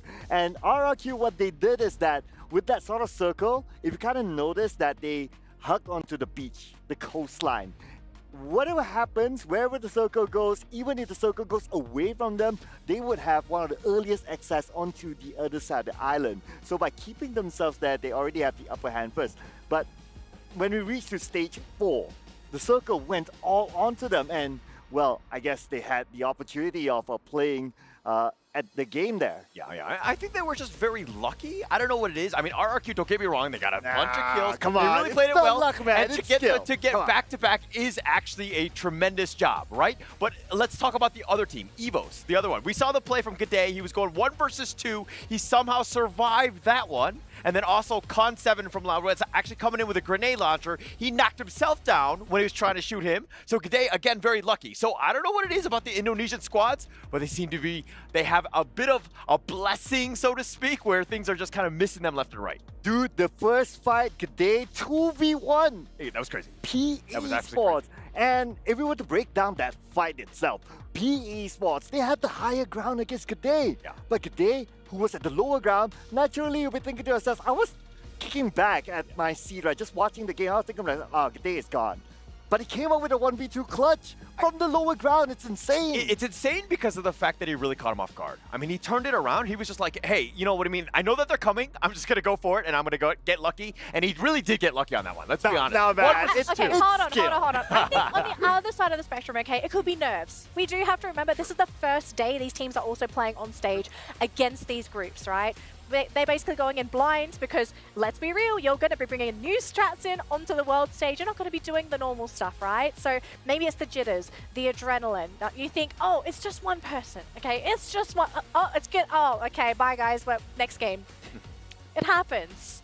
Yeah, but this happened as well. I mean, we're having a good highlight here again onto how did RRQ score the booyah. Again, tactical gameplay. They know where to position themselves, and they deserve it. Yeah, I mean, they deserved it. Look at that, the number of eliminations they got total. I think it was 11 kills as well. I mean, that was only, tied with Loud, who has had a decent job. I mean, I think if we're talking about the Brazilian squads in general, Fluxo not so great with the 8th place, plus the Netshoe Miners in 11th. They have not really adjusted to the jet lag, maybe. Could be the jet lag. Maybe it's the groupings as well, right? Because you also have to consider the teams that they've been grouped in. But then again, I mean, we've got some pretty big teams in Group C as well. Not to say that, Group A, Group B, they're just sort of there. Actually, I do have a question that I did not get to ask anybody starting off in the show. Out of all the groups, what do you think is the group of death? Ooh. I personally think it's Group B. Group B? Group B. I know there are a lot of maybe 1, 2, and 3s. It's kind of like a mixed bunch. But then again, if you kind of think about it, if you kind of average out the score or the placement, however that you want to label them, it's a pretty heavy group. It is a heavy one. Okay, going into this one, I actually thought it was Group A. I thought Fluxo, I thought Netshoe Miners, and then plus the top 2 squads from Indonesia, Evos Esports as well as Onyx, I thought they were going to be these titans. It was going to be this massive group of death, so to speak. But seeing what we've seen thus far, they haven't really shown up. Group B is kind of coming out the victors. I mean, just to add on a little bit more, RRQ came out with 2 booyahs, then Group B, by the way. They're in Group B, so maybe it's Group B. Could be Group C, they're just chilling. They're just watching the competition. They're not too afraid of anything at this point in time. But things are going to be changing for our teams now, right? Because we have to shift over to game number 3. It's a different map altogether. And this is my favorite map as well, folks. It's Kalahari, okay? And the one thing about Kalahari that makes it so unique over a lot of the other maps is it requires a vastly different play style. It's very big, it's very open, you have the grappling hooks as well. And we see a lot of play around those cliffs, okay? So going into Kalahari, what do you think we're going to be seeing in terms of play styles? Because we have had a bit of a taste for these two groups. Very passive, I feel, for game number 1. It started to speed up in game number 2. Do you think the teams are going to slow down again for Kalahari or maybe speed it up? I think that some teams that have already a good head start here in terms of points, right? They might want to take this a little bit slower because they know that, okay, it's Kalahari. I mean, it's going to be the first time they play in this kind of group, right? But for teams who did not manage to collect many points, this must be the round that they start to put in the gas, pedal on the metal to really catch on the points, and we can expect a lot more fights from them. Yeah, I expect more fights, but it's to, you know, Danny's point about the fact that the map is much bigger, it's harder to find some of those teams, so to speak, right? And I think that is the right approach, and that's definitely what teams need to do, especially on their bottom. When you're trying to make a move, you have to get some kills. You have to find teams, you have to be aggressive. Yeah. Now, speaking of teams, let's have a quick look at our MVP for the round, which is none other than the man known as Dutz. This guy, he put on a spectacular showing in that previous round. And actually, I kind of forgot to mention going into game number 3 here, you know a team that's good at Kalahari? Their name starts with R and ends with a Q. So we could potentially be looking at a 3-way back-to-back booyah for RRQ. Assuming we don't jinx them, okay? Because the panel, we have been known to jinx players before, but something to consider, right? Something to digest as we get ready for that game number 3. I mean, I've heard of a caster's curse before, but I haven't heard of an analyst curse. So we're pretty safe here. Okay, hold on, this is host curse. This is like a different thing altogether. Host curse, it's a whole different dirty curse that's coming out. Oh gosh. Yeah, but I mean, it's one of those things where even in this part where teams really need to step up, I think RRQ, like, do you actually tone it down a bit because of the fact that you've gotten these 2 booyahs, you have this sizable lead, everybody's like bowing down to you, so to speak. How do you play this one in game 3? I mean, this is where you want to ride on the momentum, right? And you want to have an upper hand against your opponents. You want to strike fear into all of them. And it's not only about this stage of the tournament. You want to bring this sort of fear even into the grand finals, assuming they do go there, that is. So you want to carry that momentum, and I do have a feeling that RRQ would still go for it. Okay, you were very passionate there. I was actually getting scared of you just telling me that right there. I mean, I think it seems to be your full support of RRQ. You definitely want them to kind of continue on pushing. I think it's been great for them to see this Indonesian squad. Because again, we haven't really seen a champion from Indonesia yet. I think it's a top 3 region, and they're kind of proving it at this point. But to really take it over the edge, to call themselves champion, I mean, we're only in day 1, but I think we're getting there. Maybe it's not RRQ that's the one that puts the pedal to the metal or slows down. Yeah. It could be the rest of the competition, right? I think it goes without saying there are a few teams that might be a little disappointed with their performance today, right? I think in particular, I think we've highlighted them a lot, unfortunately. Fluxo, you know, I don't think they're happy with where they are. They definitely want to pick things up. I'm not quite sure if Kalahari is their kind of map though, right? We've seen last year they were a bit on and off with this map every now and again. But we are going to let the teams get ready for this next game. But before that, we are going to go for a quick break. So folks, if you have anything to do it now, but make sure you're back for game number 3. It's Kalahari here for the Free Fire Esports World Cup. صراحة يعني فرصة فريدة من نوعها. الورد كاب هذه يعني مش مثل الورد كابات اللي فاتوا قبل. وورد كاب من نوع جديد وبتنظيم جديد وبطريقة جديدة وسكوادات قوية كالعادة. يعني شعور جيد بصراحة. فري فاير هي اللعبة الوحيدة اللي دخلت فيها عالم الإيسبورتس وما عنديش أي لعبة أخرى دخلت فيها مجال الإيسبورتس. وبالنسبة لي عالم الإيسبورتس في فري فاير هو عالم جد يعني خرافي وحلو ولعبة عالمها الإيسبورت جيد يعني. الصراحة عائلتي كانوا متصالحين معايا اني نكون نلعب فري فاير ونكون في مجال الإيسبورتس، لكن في نفس الوقت كان لازم نوفق بين الدراسة ونوفق بين حياتي الريال يعني. الصراحة ملي بديت نلعب فري فاير حتى الآن صارت كثير تغييرات في فري فاير من ناحية البطولات، من ناحية الرانكد، من ناحية الجيم يعني في الباتل رويال، كل شيء من ناحية الأسئلة، من ناحية الأسلحة، من ناحية اللعب. فري فاير تطورت كثير على قبل وراها في تطور ملحوظ. الصراحة وجودي هنا مع فريقي وكممثل للسيرفر مينا نشعر بالفخر، وبإذن الله في هذا كأس عالم نفكروا أن نجيبوا من المراكز الأولى باش نشرفوا سيرفر مينا ونشرفوا العرب، باش نخلوا سيرفر مينا يعني فخور بنا. الصراحة نفكروا باش نضمنوا التأهل للنهائي ونضمنوا المراكز الأولى من ضمن الفرق القوية. الصراحة بالنسبة لي فريقي يعني الميزة اللي اللي عنده هي الريفنج، هي العوده في اخر الرومات، واللي نشوفها يعني ميزه قويه جدا وتفيد في النهائيات، خاطر تقدر في روم او رومين ترجع على الفرق الاخرين وتاخذ مركز حلو. الصراحه بالنسبه لي الفرق التايلانديه والفرق البرازيليه يعني هما اللي راح تكون لهم نسبه كبيره انهم يجيبوا المراكز الاولى، خاطر معروفين هما السيرفرين الاقوى يعني في اللعبه تاع فري فاير، لكن يعني يقدر يكون في اخر البطوله يعني مفاجات وفرق اخرى تتحصل على المراكز الاولى. It's not the first time meeting another pro players. I played in 3 other World Cups before. الصراحة فريقي نقدروا نلعبوا اجريسيف، نقدروا نلعبوا يعني كامبينج، نقدروا نلعبوا سرفايف، يعني على حسب تمشي البطولة أو الفرق الموجودين معنا في الروم. الصراحة كل فريق يعني يكونوا دائما متواجدين على MVP تاع الليدر بورد، يعني ما فماش واحد معين انه دائما يكون هو MVP، لأنه لاعبين يعني جيدين ومحترفين، وهذا هو. على جال فريقنا يعني دائما في النهائيه تاع اي بطوله دائما فريقنا يرجع في اخر الجيمات، يرجع في اخر الرومات، ودائما يكون عندنا ريفانش. حسب رايي الفرق الموجودين معنا كلهم قويين، ما نقدرش نعطي رانك للفرق ونقول شكون باش يربح البطوله ولا شكون باش يجيب المركز الثاني، لكن اللي نتوقعوا انه الفرق الاولى راح تكون يعني المراكز الاولى راح تكون من نصيب تايلاند والبرازيل، وباذن الله راح نكون فريقنا من سيرفر مينا في المراكز الاولى معه.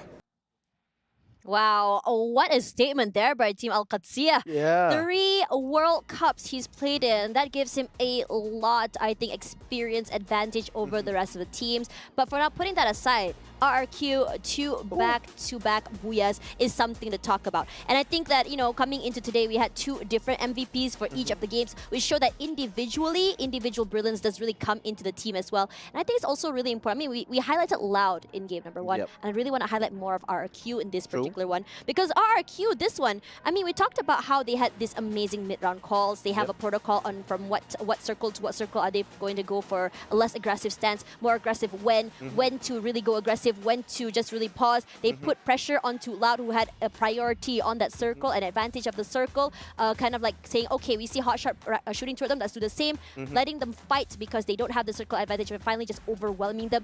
This is honestly 4D chess for them, let's be real here. And also, when they got the back-to-back booyah, they are leading the overall ranking right now.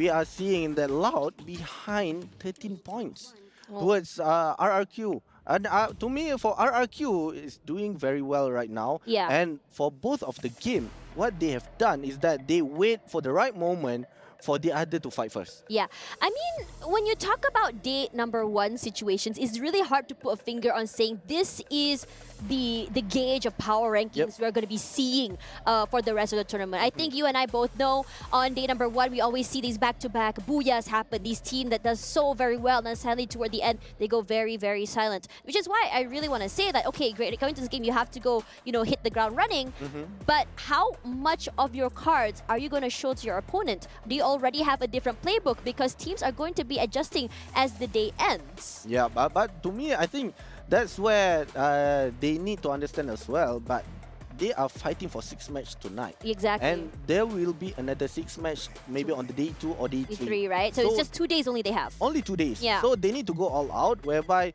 then they will be moving towards the point rush. Point Rush is interesting, honestly, if you think about it. It's for you guys at home who didn't catch the pre-show.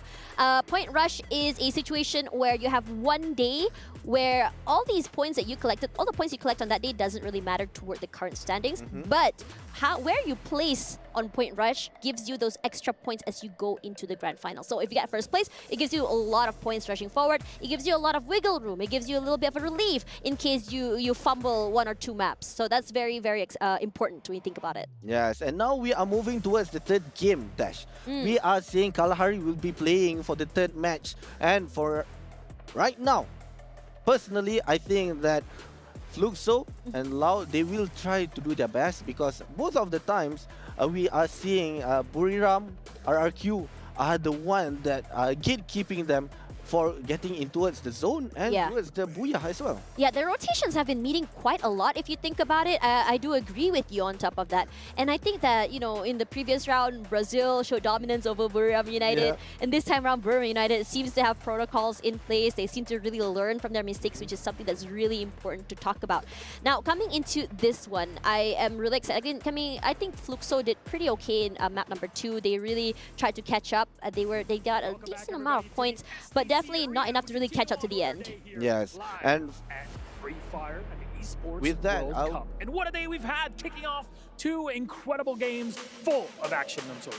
Yes, very two amazing game, and all of the MVPs are given to Abe High and Dudes from RRQ. They both having their first booyah in the 2 games. Such amazing. But for other C teams like Buriram or PE Sports, they all having a very good start. And we cannot say too loud from Brazil. They're amazing, and so are the rest of the team as well. How do you think right now? Honestly, I am very excited to see what goes on in our next games. Remember, we have 4 in total left for today, but our 2 coming up are ready to go. So let's give it over to our casters and continue with some more Free Fire action. All right, there we go. I mean, we had so speaking of the stage host just now, Yun Sol was mentioning how, obviously coming from Vietnam, she is a big supporter. She's been very frustrated having not been able to see her home teams come up. What do you think of the Vietnamese team so far? For me, for PE Sport, they are doing quite well. They are trying to get that early points during the fights, but unfortunately... Was it intentional fights, you think, or just unluckily meeting I the think team? it's unintentional when they are doing the rotation as well. Right. I think they have really good recovery when you think about PE Sports. I mean, you saw that they can, despite the disadvantages they had on map 1, right? The low ground, not being able to get the best positionings. They just relied on just instinct, on just skill in general. And they were able to just pick off teams and players here and there, which I think is really good. They had protocols on how exactly they want to approach it. But coming into Kalahari, matching the heat, what we've seen outside here in the Riyadh Boulevard of EWC, I'm very excited because it just feels like we're here at the EWC in the game itself. And now with the game is starting for the game 3, the flight paths are coming towards Council Hall, towards Mammoth, and with that, most of the teams are already dropping from the airplane towards their drop zone. We have confinement taken by Hotshot. PE Sports coming from Vietnam goes towards confinement hall, but they are 2 squads will be fighting each other in shrines, which is Evo's Divine and Rita. Very aggressive already, hits the ground running literally at this situation.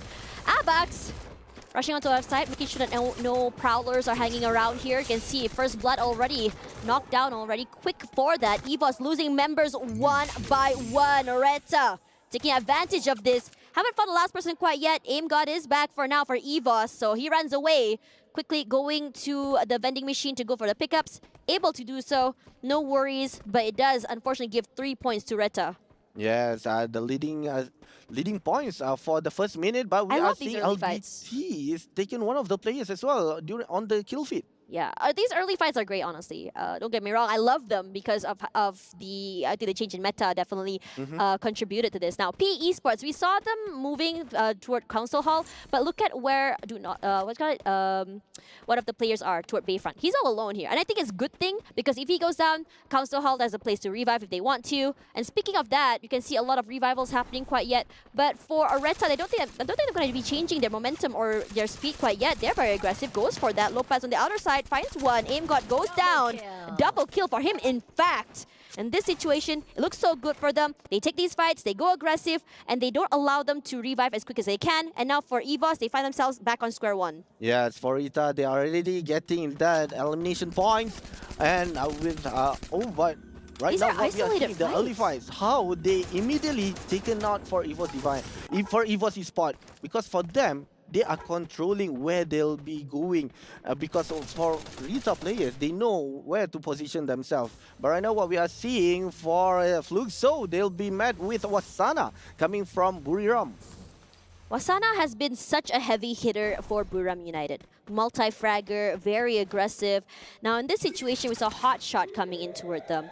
And I think coming into this particular fight for Do Not Cry being at the bottom, they've just been trying, this PE Sports, I mean, we talked about how they're always taking these early fights, and it's never been intentional. It's just been a situation where their rotations and drop spots are just side by side. Hasu gets knocked down, and this situation for Hotshot, You guys see one player already skedaddling out of there, trying to go for that revive, and it's frustrating. You want to be able to make sure you can survive for as long as you can, and PE Esports is the team to survive here, and Yunsul must be screaming at the top of her lungs right now. Of course, with a PE Sport having that fire around their logo, meaning that they are leading the elimination points within these minutes right here. But for Hotshot, the most important thing for Hotshot, they need to revive their own teammate again. If not, then the chances are they'll be the first one to be eliminated within 3 minutes in game. With 45 players remaining, we are seeing RRQ going to fight with 19 Esports. 19 Esports going up against the back-to-back Booyah players in the previous games might be very daunting. Carlax is going to find Carmel from AG. For now, little do you know, RRQ is close by. Hasn't moved a muscle quite yet. We talked about protocols for RRQ. They want to avoid these early fights. They keep quiet. They don't initiate if they can. But looking in these situations where they're all looted up, they have the high ground position, they're looking really good. If, say, 19 Esports move toward them in a situation that allows them to completely just kind of collapse onto them in a advantageous situation, I am sure they would take advantage of that. Now, Carlax already with a triple kill. One of the hottest players, I think. We've seen him really just pop off in the last 2 matches. A scary player to watch out for. Yeah, but right now what I'm seeing here for 19 Esports together with RRQ, they are trying to position themselves. RRQ, they try to avoid that early match fights, but for 19, they also wanted that points. Because for 19, they are currently with 0 eliminations. And AG as well gonna join the party there with RRQ in the middle. Can RRQ survive this game? They have protocols. They have to be careful. One player needs to get out of there alive, at least. No initiations quite yet. Dutz does go down. The nade completely obliterates him while at the bottom side. Going to have to be careful. A 3-way drop down from this team is massive, but look at that. Abai High coming out with 1 pick for his own. 1 knock, 1 knocked out to the lobby itself. They're in trouble. Low ground here for 19 Esports. Not able to hold on to the area, and they're in trouble. They got down by one, go out. And 19 Esports, 12th place. They cannot take the fight against RRQ, and there is a reason why this team are passive, but if you poke them hard enough, they will bite back. And for RRQ, they have been sniped by Dew. With that MA2B, we are seeing how Dew being sneaky, trying to take one of the players coming from RRQ, whereby they are trying to get back towards the compound to revive their own teammate here. Different situation here for Fluxo. Finds themselves toe-to-toe again with Buriram United, but this time Fluxo doesn't seem that they want to take this fight quite yet. Moving out of the way, giving a bit of space, but potentially giving themselves the right positioning to be able to just collapse onto them or answer back. Puts in, running for his life, his back open toward Moshi, and he completely knocks him down. Nearly goes down. Yes, he does, actually. So quick on that. Moshi shows himself as one of the most adept snipers that we can expect in this tournament, and it's looking very spicy already. And what we are seeing just now, Moshi with that sniper, get that headshot. What an amazing shot indeed done by Moshi coming from Buriram. But what we are seeing here for the zone is going towards Refinery. But the others we are seeing on Santa Catarina, there's Netshoe Minus. While we are seeing Hotshot, they already revived their own teammates, 4 of them in Stone Ridge. But for Mammoth, Buriram still going towards Fluxo. Circle is just hard shifting toward the left side there. For Loud, who dropped in Refinery, still very happy. But speaking of that, Gio all alone. Wasana is all alone, separated from his teammates, but there is a lot of pressure coming onto Jonah. On top of the Bones all alone, he's in trouble. Wasana is here, rushing up forward. He wants to take the fight, and he does! Moshi on the farther end finds Gio. He quickly recovers. A band-aid situation for his teammate. Can they actually just quickly follow this up? Regardless for Fluxo, not a lot of space to work with. All they have is this terrain, as well as some glue walls. If they don't position themselves properly, they're going to get knocked down to a lower ground. Moshi is ready and happy to take this fight against Bunsin. He's all alone. MT7 on the high ground. Answers back. Wasana is here just to isolate these fights. This allows his teammate to be knocked down from 2 different areas. Quick jump shot. The grapple is here. He knocks one down. He's taking a fight. Pops is his next victim, and he wants to go aggressive. Get high is here, jumps up forward, high ground, and completely obliterates him, shoots him in the face, and Box is going down. And with that, 2 elimination points goes towards Buriram. They are trying to get Boots in. And with that sniper, Moshi got that close counter without scoping. What a good shot coming. And now Fluxo, we have Gio has been revived. Need to get away as far as possible to revive his own teammate. Very, very risky play, all alone. Loving this fight coming here from Loud. Look at how they've been playing this. Now, Refinery was Loud's area. They held that to a T. Didn't realize that Onyx is here. Yago had separated himself from his teammates. So what he has been doing is just doing the long-range fights from the bottom side, putting in the damage, and they're just playing one by one on the one side. Kawan 7 knocked down there for Loud. But the thing is, for the other team here, they're doing very, very well in terms of avoiding the other members of Loud and disallowing them from going very, very aggressive. Onyx tries his best to put in the damage, not able to do that, needs doubt. And right now for Onyx, this is looking really good for them because they haven't had quite a good fight or a good match in the beginning, especially on map 1, map 2 hasn't been the best for them. And I think in this situation, getting 2 points but losing a lot of their teammates, I think both teams were suffering a lot of losses in this particular round. Oh, but unfortunately for Loud, only Yago is still remain within this fight. Can they still maintain their position? We have Jag has been taken out. Look at how fast that revival. Yeah, it's quite fast. With that pocket shop, of course, they immediately can revive their own teammate. But for Kiba, right now, still finding ways on how to take out 2 of the players. Not just taking out. The question is whether or not he can make it out alive to go for the revive as well is very, very important. He's solo. He does have heals. He can go for the reset. And that's exactly what he's doing. Now, for the other members of Loud, it's all about just waiting. Yago here all alone. And he knows how to play with a long-range weapon. And he does! Yago! Quick on that trigger. One of the best snipers in Brazil, showing what he can bring here to EWC. Unfortunate for Onyx Olympus has been taken out to 11th place on the 9th minute. But for Fluxo, Gio is still trying to revive his own teammate. He's only got 300 coins, but can he made it? Right now, he's moving towards a tough circle. The revival. Yeah, it's a very tough circle when you think about it. Hard shift to the left, everyone forced to move toward the western side over and over. So I expect a lot of fights to be happening toward the western side. And the first one is going to be from Miners. You're going to be expecting it from RRQ, who's just holding down the line. And RRQ, the fact of the matter is when you want to hold down the middle of the area of the circle, one thing they have to remember is that you have to be really, really good at making sure you can defend your compound or your area. And because Kalahari is such a big, open, wide area, these snipers are something that they have to be very wary about. Yes, of course, the sniper playing a big role here. And right now, these are the replays. What I love about it is Yago is taken out the 2 of the players, but unfortunately, Yago as well taken out the whole team, whereby Kiba tried to run away just now. Yeah, one thing that's great about Yago is that he's understanding that he has a role to be able to get these pickoffs. His teammates are there to give him the support, give him the space, give him the pressure.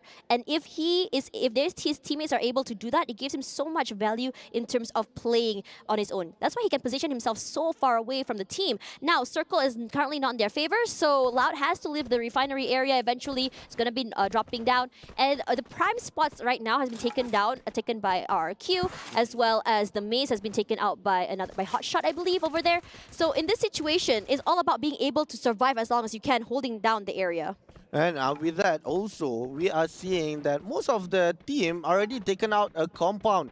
Only left whereby Fluxo is taken one of the players only. But right now for Carls, trying to have that sneaky shot toward AG, but for RRQ, they've been fighting their Evo's team. Ray only left with a few HP. Aim God healing himself. Headshot. Oh, unfortunately for Hotshot, being taken out on the 10th place. Done by Loud.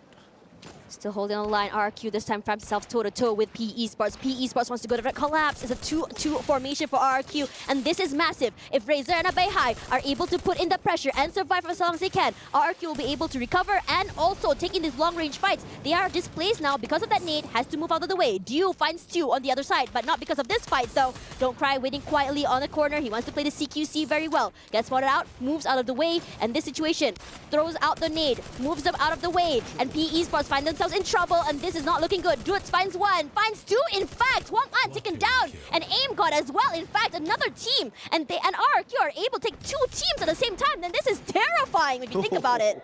Yeah, terrifying. Doing by RRQ, and right now for PE Sports, one of the players has been taken out. They are trying to get another one by using that portal. But unfortunately, Bai is coming, trying to assist, but immediately they went in towards that portal go, getting that gap towards RRQ with a 7 elimination. We are on the 13 minutes, 8 squads remaining, 26 players are fighting for the zone. Look at this reposition from RRQ, dodging every single utility thrown out from the players of this Brazilian squad. Nothing is hitting him. They are very, very patient. They go for the revive on dudes as well. So this is a massive thing.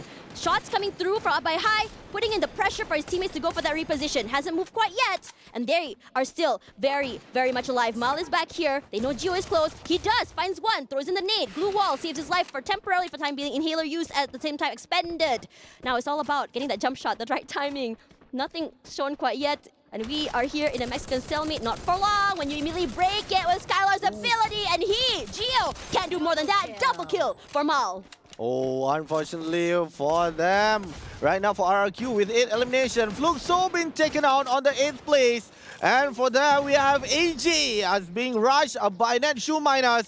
They are going in. We have General leading the pack by going in towards the AG. We have Dew right beside him. Evos has been taken on the 7th place.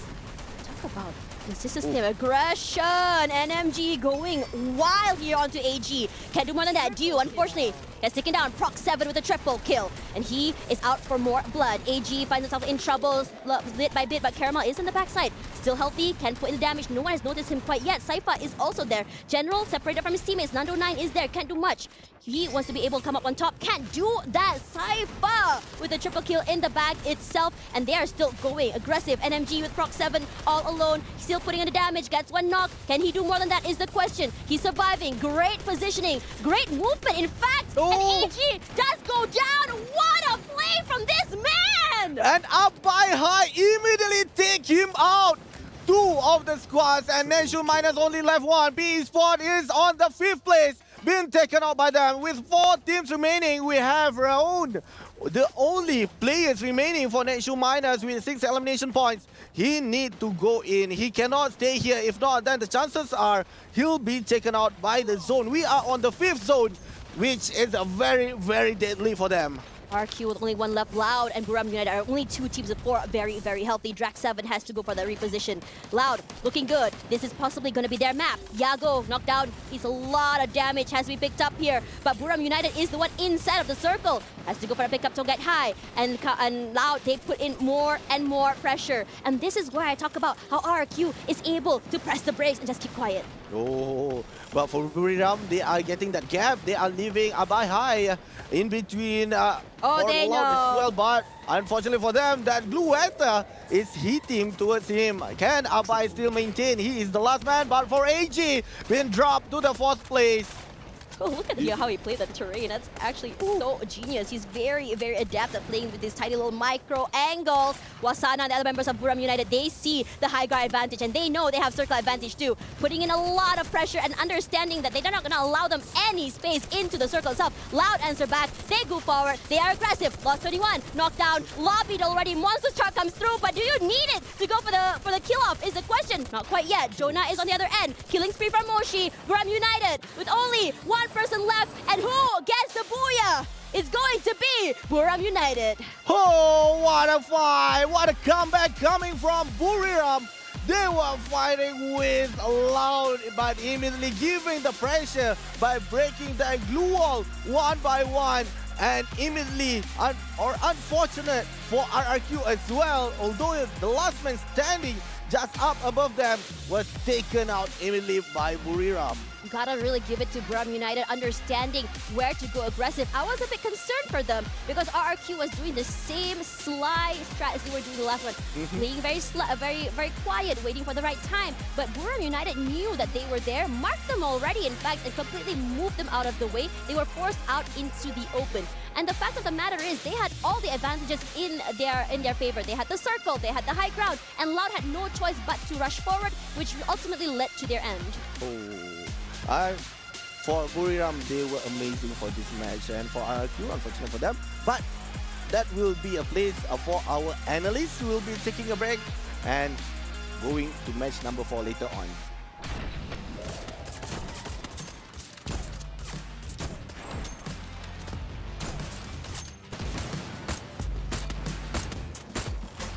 Double kill.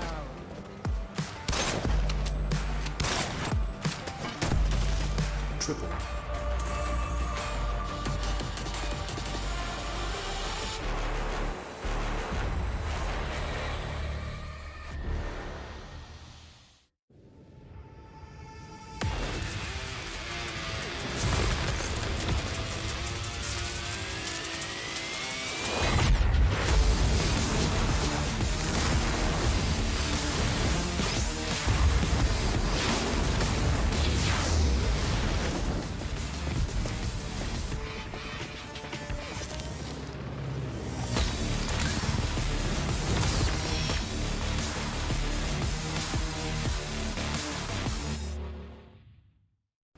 لحظات البداية عاشت معنا.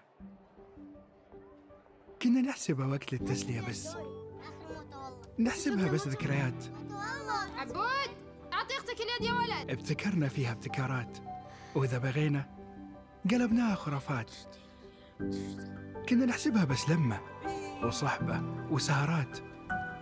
انتبه نوب ترى نوب. لكن كنا نشوف عالم ما حد يشوفه. ليت يشغل وقته بشيء يفيده. الله عليك على اليد. عالم كبر وعاش فينا. عالم الحماس فيه يوصلك كل مرة لحلم أصعب، بس ما يصعب عليك.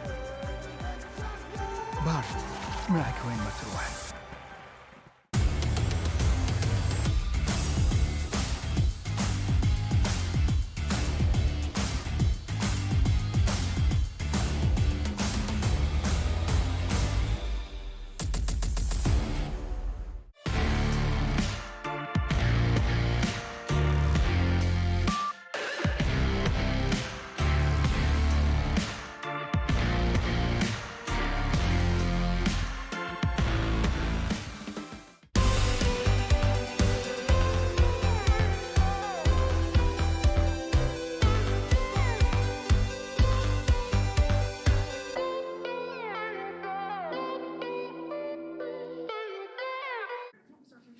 Welcome back to the Esports World Cup. My name is 7WG, and we're actually here at the Club Champion Tournament. As you can see, we have already crowned 2 champions for previous games, but we're waiting to see who's going to be the champion for Free Fire Esports World Cup 2024. The cool thing about this is that for the key, there's an outer shell that they get to put up there, and for the inner key, they're able to put inside the trophy, and the winning team gets to go home. So let us know in the comments below, who do you think is going to become the champion for Free Fire? I can't wait to see which name we're going to be putting up there. Back to you guys. Speaking of champions, we could be seeing a returning champion, right? Buriram fans unite as they take the 3rd Booyah of the day. I think a lot of the Thai fans, they were waiting with bated breath, waiting to see, is Buriram back? And game number 3, that seems to be the match for them, and they look great. Very clean entry into that late game, very smooth. But gentlemen, break it down for me. What really was the winning formula for Buriram in the late game for Kalahari? I think it's more of how they started it off for map number 2. Because earlier we saw how they positioned themselves pretty similar to what we've seen for RRQ. And then this is just them testing the waters, trying to find out if aggressiveness really works for them. And then towards this map, that is where they slowed it down, find out their groove, and then just start being the Buriram United that we all know. Definitely, and you seem to be dressed the part. You have the colors of Buriram United. Obviously, you're definitely with one of your favorites that you're going into this one, but they played really well, right? It was one of those moments where I think Moshi really stepped up. He is an absolute beast with his sniper. He was getting so many kills from afar. And I mean, the team is really starting to gel together, and that's the team that we know and we fear, so to speak. Yeah, exactly. And I saw a glimpse of Wazana earlier. It seems like communication is constantly coming from him. So we can feel that there's so much energy coming from them. They've studied what will be going in from the first few maps, and then this is where they really put into play what they talk about. Exactly. So here are the match rankings for that match. And as you can see, Buriram United sitting pretty in first place, sitting on so many points. That's going to push them way up on that leaderboard, right? Got to grab as many of those points. I mean, I think a lot of people expect them to be top 12, but how high can you go in that top 12 round? We do have Loud in second place, followed by RRQ. So unfortunately for this team, no 3 back-to-back booyahs, but I mean, you know, two's pretty good to start off with. Speaking of RRQ, we did have a pretty interesting discussion off broadcast when we were watching that match, right? And I feel like we're starting to see that winning formula for RRQ, right? So, Paula, can you sort of break it down for our viewers? Like, what is it that makes RRQ so successful so far? Well, to be honest, I don't mean to undersell the skill that they have, but they've been kind of lucky. Some of the circles have been fortuitous for them. They've been in the right spot at the right time when they need to. They've been taking good fights, right? So the target selection has been on point. I think RRQ have been well coached, and then you're seeing the discipline in their games so far. Yeah, there's also a point there I would go with you on that, wherein they were almost being taken down. Then Netshoes Miners just happened to step in, clear out the area, and then flank around RRQ. But apart from being lucky, they already planned their approach for every phase of the circle. It seems like they're going in for, I would say, if this is a standard tactics, especially for coaches, for analysts of a team, wherein you put a box into one phase, and then once it goes into the next one, you only have to move a few meters just to stay in the middle of the next phase of the circle. Yeah, so it seems like, I guess, is it like a macro play? They are anticipating more of that late game. They're not trying to feast in the early game. They're sort of preparing themselves and putting themselves in the best possible position for that last couple of fights. Is that what's happened here? Definitely, definitely. And I think we're seeing some of that. I think some of the teams that are more aggressive have been punished heavily early, right? Let's talk a little bit. Who wasn't punished? Who was that? Loud, okay? We are seeing them on the screen right now. This team was so aggressive. Mm-hmm. It's so aggressive. It's all, of course, on the back of Yago. I think he had 8 kills by the end of it. They had 14 in that match alone, so they got massive points. This is a huge win for them. This is, again, the second game in a row where they got second place. Very important for Loud to continue to be scoring very highly. Yeah, definitely. And also for Loud, I mean, they managed to put in a lot of pressure for RRQ in this part of the circle. But going back to how positioning wise is how position is so smart for Buriram United, even when the battle started off from the start of the match, we can see how well they can play it out. Not only Moshi is on the highlight of this game, but also Wasana, our MVP. When is Wasana not an MVP for this team? I've seen this man so many times in whatever tournament it is. If it's Buriram that wins, Wasana is there. And I guess, you know, speaking of Wasana, since we have him here, what makes him such an integral part of Buriram, right? Because we know the entire roster is extremely talented, but Wasana seems to bring that special something to the team that really makes them Buriram. Like, what is it actually that makes them so special? I think it's, again, just going to be to target selection. I think he plays things very, very smart. He understands when he needs to be taking the fight. It's like you take the risk when you know that you can win, or you have the advantage on your side, like the high ground. Yeah, I mean, it's more of the communication as well as being relayed, especially everything is coming from Wasana. But speaking of relaying, I think this is what everyone is waiting for to see in this games. RQ Kazu is on the lead right now. 2 back-to-back booyahs and still top 3 on the third match makes them with 66 points, but not too far from Loud, who's running in there for second. And we have Buriram in third place, so essentially our top 3 contenders of Kalahari, they're occupying top 3. So we are starting to see a bit of a semblance for our top dogs for groups A and B. And I think at this point, you can also kind of see who's struggling in this group, right? We're seeing a couple teams that really shouldn't be down here. Paula, I guess both of you gentlemen, looking at the standings right now, is there anyone that you feel is too far down, like doesn't need to be down here? No, I'm gonna go there. You're gonna hate me for calling you out on this, Danny. I am expecting number 10? Yes. Okay, you were calling them as their champion. They have fumbled the ball thus far. They have not woken up. This is a huge issue for them. Mind you, this is, of course, just one day. They have 2 days of the groups, meaning that they have, 9 more games left? now is the time. Fluxo, they need to really have a good game. Yeah, definitely. I mean, halfway through this day, if that is still how they're going to play it out, that would be a bad day for them. So they need to turn this things around. But what worries me right now is what's happening internally with the team, because they failed 2 maps earlier before this happened, and it seems like there might be some technically, isn't it 3 maps, right? They're halfway through the day today. So internal battle might be happening, might cause more of that to happen for the next 3 maps. Well, we're going to have to see if our teams at the bottom of the bracket can bounce back, because we are basically halfway through the day here, folks. Map number 4 is ready to go, though. Going to pass it over to our casters, the wonderful Tash Bunny and Ovi. Take it away for game number 4. Hello everybody, I'm Tash Bunny and he's Ovi.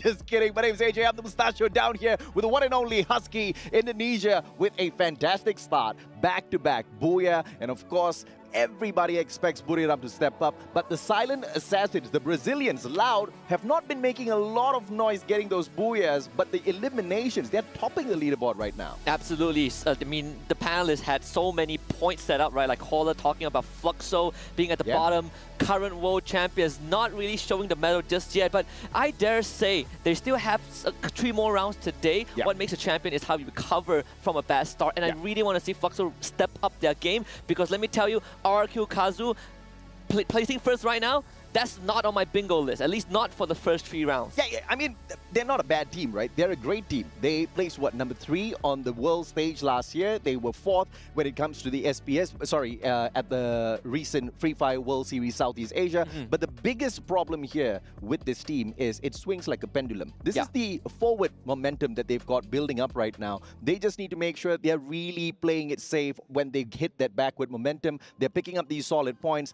They should be trying to protect it, getting very aggressive. We've seen the Indonesians do that one too many times already. I want to see them go back to their previous meta. Stay quiet up to the midsection of the game and then go a little wild in that final circle. That could be influenced by who is kind of in the starting lineup, right? Because when we see them play a slower and more methodical playstyle, usually Legolas is there, right? One of the uncrowned kings of Indonesia. But right now, the starting 4, Legolas is not in that roster. And perhaps that's the dynamic that RQ Kazu needs to bring in this current meta. Teams are starting to understand that when you adjust to a more expensive gold portal, when Tatsuya isn't really the must-have character anymore, you need to be able to kind of find the sweet spot. And right now, RQ Kazu understanding if I have a good support system that has Skylar, I can be aggressive. And so far, it has been working out. Mean flight path this time around. We are taking the flight straight from Garrison all the way down to Fusion, which means the right-hand side of the map is going to be closed off to quite a number of these teams. If anybody's going to be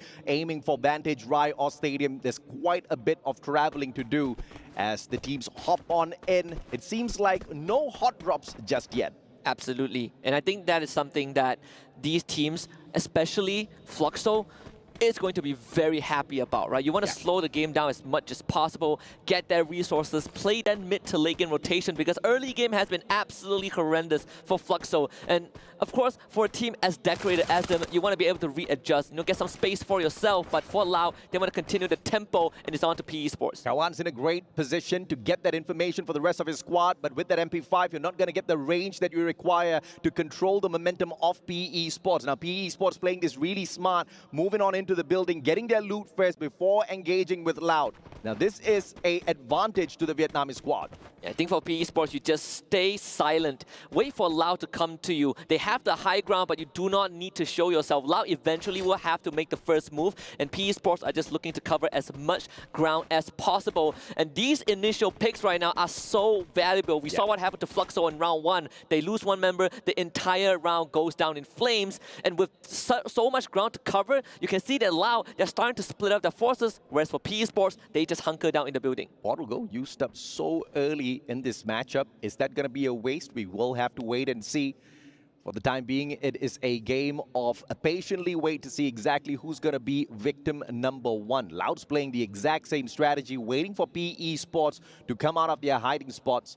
And it seems like Lost 21 is going to be knocking on a couple of doors from that second floor.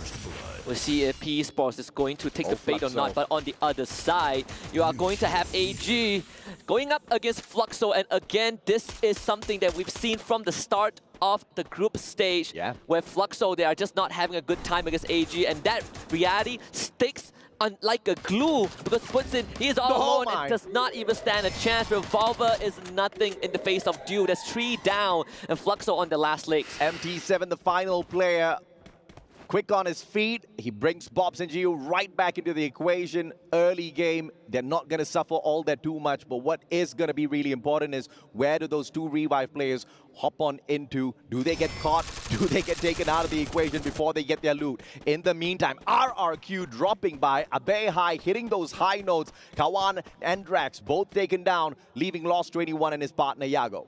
A quick retreat towards the northeastern side of Railroad, and not the best spot to be in though. There's not really much there except for ocean view and some sand to work with. So Loud, they're going to slow down their game, at least forced to slow down.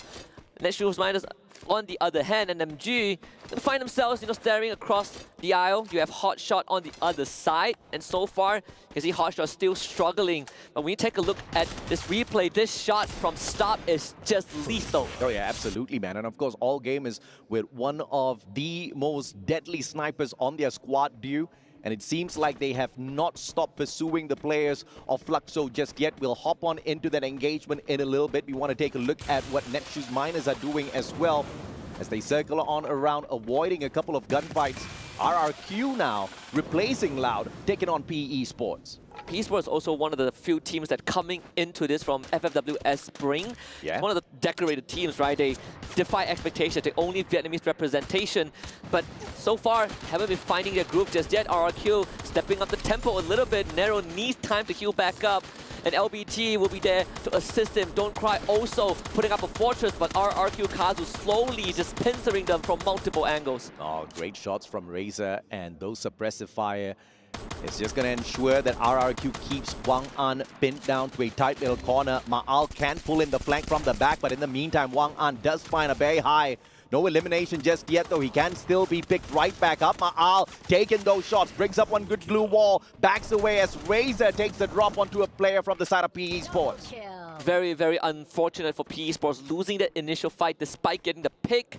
At the end of the day, the revive does come through, but that means that PE Sports might have to give up ground. And RQ Kazu continues to make sure that they are able to push PE Sports out of this. LBT forced onto the second floor. They're even shooting at the members of PE Sports who are being revived right now. Hong Ang doesn't even get the chance to touch the ground. Crippled. And LBT to follow. This is on his last health bar. Razor going for the rush. LBT gets pumped right in the cranium.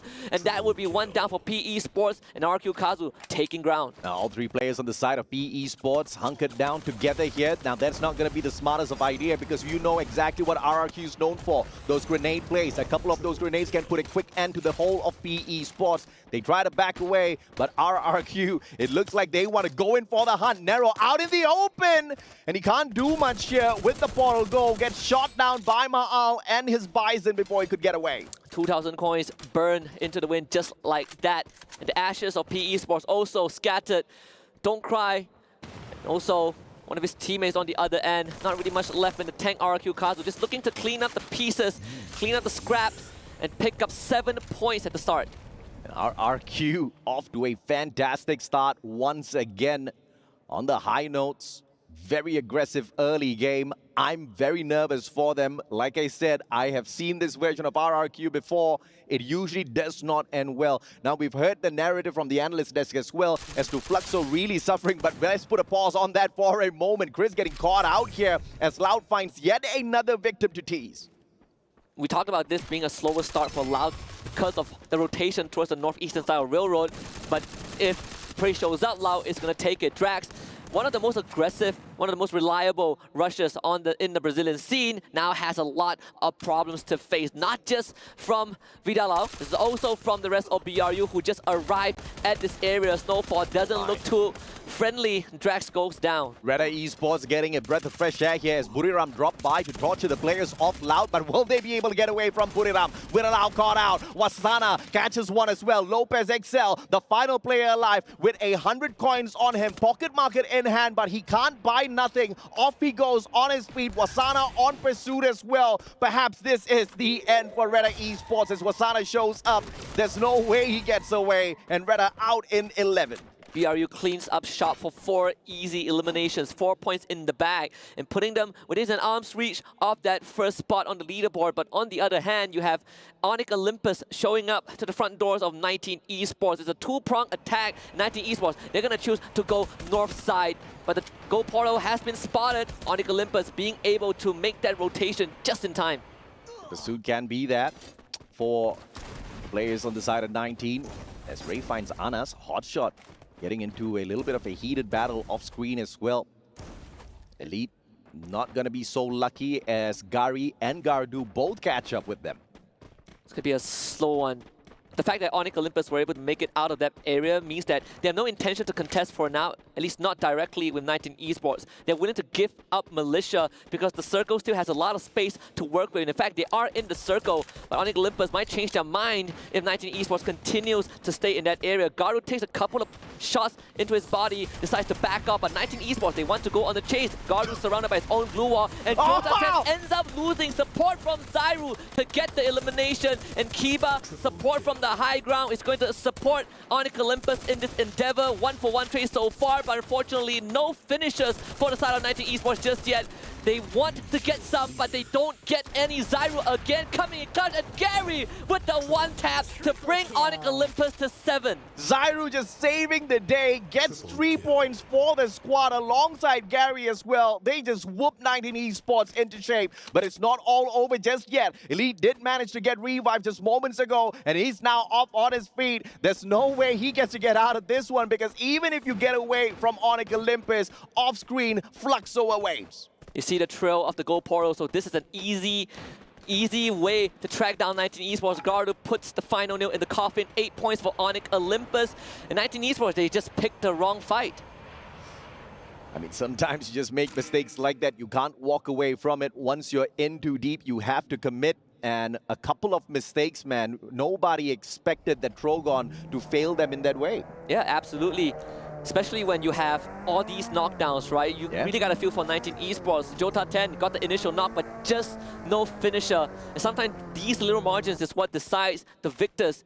Neshu Minus, though, on the other hand, coming up strong so far, at least in this round. 6 eliminations coming in from the west side, completely controlling that area. But they got to move towards Militia, and that's where RQ Kazu and Onyx Olympus are at. This is the recovery game for Netshu Minus. Great number of eliminations in hand already in this game, number 4, as they approach the next circle. RRQ, on the other hand, still holding on to those 7 points, but pretty comfortable in Militia. They've got 2 vending machines to play around with, and this is a very comfortable position to be in, especially on the new meta. There are certain things where you just can't open up your pocket market and buy anymore. Absolutely. And you got to be a lot more cautious, a lot more frugal with how you use the goal portal, right? Absolutely, it's not exactly the cheapest thing in the game. But I think Onyx Olympus might have to be a bit more on edge, depending on where Lau goes. If Lau shows up in RQ's front door, then Onyx Olympus, they can be like, okay, we take a back seat. And it seems like that's the decision already, right? Gary and Zyru going into the middle of the circle. They were like, okay, we don't want to deal with any outer circle fight, but that puts them in a very centralized position. Oh, AG back it away. Fluxo, on the other hand, in a heated combat as the player Cypher does find Bobs with a sliver of health. Does manage to get him down on the ground, but Bunsen shows up from nowhere. Does get the trade right back. Dew hiding behind the fences. Can't really do much, but that doesn't really matter as Caramel with his long snipe gets the job done. 4 rounds in a row that Fluxo has not been able to deliver. They've tried, right? This is one of the few rounds that they got past that early game, and yet they fell at the hands of AG because they just could not win those gunfights. We talked about Lau and RQ Kazu having a standoff at Militia. This is crucial for RQ Kazu, because if they get to hold this compound for a bit longer, they can definitely secure a good position going into the final stage. Not my bet for champions this time round at EWC, but I truly did not expect this sort of performance out of Fluxo. But we'll catch up with their dreaded performance in a little bit in our conversation. Get high, gets picked right back up, and now Netshu Minus from up top. They've got a huge boulder to play around with as that natural defense. Wasana with the Tatsuya, quick burst to the right-hand side, wants to play the flank, get high outside the circle, and Netshu Miners, they're just gonna be gatekeeping each and every single one of these players. Yeah, Jonah is going to open up a window by taking out Nando 9, and this is going to allow the rest of BRU to kind of move uphill despite losing, or despite getting crippled just a little bit. Loud on the other hand, taking out members as well. But gotta focus on BRU though. This is gonna be a crucial fight. Both teams trading 1-for-1. Moshi taking a one, but Wasana also able to get some eliminations. At the end of the day, it's just BRU coming together like a well-oiled machine. And Netshu Miners, they're gonna be the ones that get mined at the very end, falling into pieces as BRU dismantles them for another 4 points. Down to the first player to get taken down, the final player to get eliminated on the side of Netshu Miners, but the battle's not over just yet for the side of Buriram. Here comes RRQ, Razor with a great opener, taking out the captain Jonah himself, and the rest of the Buriram players say, not today, not right now. Wasana clipped from the back. Dutch though has got the grenade launcher. This can be a crippling offense that RRQ can set up here, but they back away to play their own defense. They don't want to walk straight into the trap of Buriram. Both teams showing a lot of respect for each other. They can't get Wasana on the retreat. They have to back up because Get High was supporting them. And Moshi, he has already set up a nest for himself. So if RQ Kazu cannot find a sniper's nest, they are in a lot of trouble. But AG on the other side against Evil's Divine also finds himself in a bit of a pickle on that low ground. Do need to land some crucial shots, but that angle is not working out for him. But it's working out for Moshi on the other end, finding 2 in a row. One on Stop and one on Ray. BRU eating well tonight. Oh yeah, absolutely. Moshi with those long shots interfering in a battle that does not even need them at this point of time. Evil's Divine crippled with that shot as Ray was their eye in the sky. G'day circling around alongside Avex. He's got the Drogon in hand, but he barricades himself in. No longer offense from the side of G'day. He gets clipped. No elimination just yet. Running out of steam at the same time, Monic Olympus gets eliminated. Aim got absolutely sprayed to dust as Evil's Divine left with 2 and getting ran at by AG, Abax, and G'day. Not having much of a choice but to fight to the death.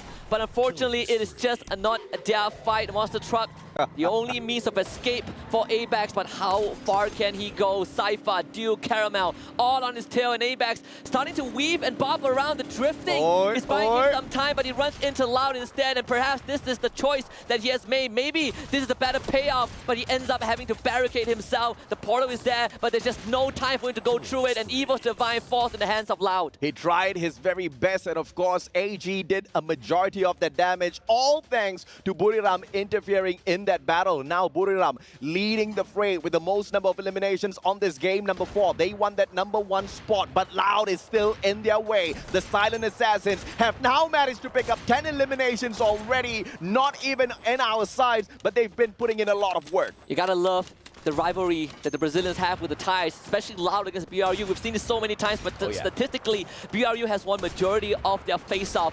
Maybe this one will be different. Moshi still untouched so far. The glue wall placement has been sublime. And Loud, they want to cover a bit of ground. They want to run towards BRU. Oh, beautiful shot of that Riptide Rhythm, but it does not phase the players on the side of Buriram just yet. Hot shots on the other hand, taken out by Cypher, and AG now taking the fight up straight to the players of Buriram. And Yago, Kawan, both players fighting Buriram at the very same time, taking them out of the equation. And now 4 players make that 3 on the side of Loud, take on all gamers. And Yago has just been on point. We talked about him being able to land those shots. The panel highlighted him, and he is still delivering on all fronts. Loud firing on all cylinders. Yago again with another one. This guy does not stop. And Loud looking to put Brazil on the board. It is just one more left for AG. It's Cypher, but Loud is here to make some noise. It's a booyah for the Brazilian team. The Silent Assassin, silent for 3 games, but putting in the work to be in the top 3 and finally swiping away that number 1 spot on the overall leaderboard.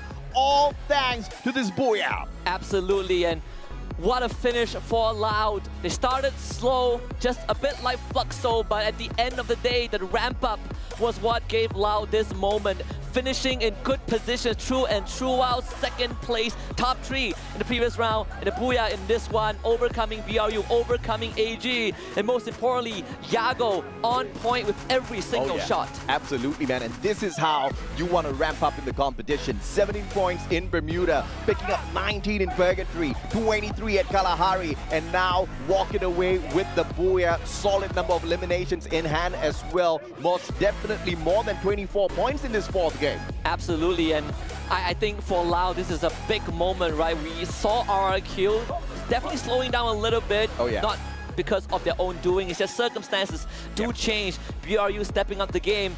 But one thing has been constant so far, AJ, the top 3 teams that we just saw on the leaderboard, they are still in that top 3 form. They all are still looking pretty darn good. Oh yeah, absolutely. And of course, there's just nothing much that, AG could do about this situation. They did do their very best up against the Indonesian players, but as they were circling around, Loud did manage to put quite a bit of pressure on them, taking away 2 of their players. And for the finisher, it was just all too easy, especially with Lost 21 as well as Kawan holding the fort from afar. 9 eliminations from the guy alone on the far end. 27 points. Once again, if you want to step up game after game, this is how you do it. Yeah, a lot of things are on the line, right? Even Lao, when we first saw them on that world stage 2-3 years ago, they have always felt like they've been sidelined, right? It's Vivo K that took over that spot. It was Fluxo or Magic Squad that took over that spot. Lao felt like an afterthought, but perhaps this is one of those few moments that they could put themselves on that radar. AG Global also coming in second, followed by BRU, RQ Kazu, Onyx Olympus, Evos Divine, and the Indonesians are also having a good day. Oh yeah, absolutely, right? And the consistency out of RRQ here, perhaps not a podium finish in this fourth game, but their consistency is going to keep them in the running for the #1 spot. But we all have to remind ourselves, this is just the group stage. This is just to find our top 12 teams. So regardless of how well you do at the very top of the leaderboard, it's not really going to mean much if you cannot perform the exact same way on the final day in Sunday. Absolutely, and that's just the reality of this format, right? It can be brutal at some times. The fact that you can have the best possible performance and it would not matter on that last day. But you know what? It's about sending a message, right? You got to start strong, and then you can think about finishing strong. Yeah, the biggest question here is who are the teams that are out there experimenting as to how they want to torture teams on Sunday, right? Who are these teams who are out there experimenting as to exactly how they're going to strategize their way into that final circle? Because it's not just about getting Booyah after Booyah after Booyah. Yeah, I think this is the perfect example. The Brazilian team Loud. They didn't want to get too aggressive. They were obviously looking for that final circle, but not really throwing everything all in just yet, but well calculated for this fourth game. Absolutely. 2 more rounds to come in just a little bit. For now, we'll go to a break and we will return for more Free Fire action.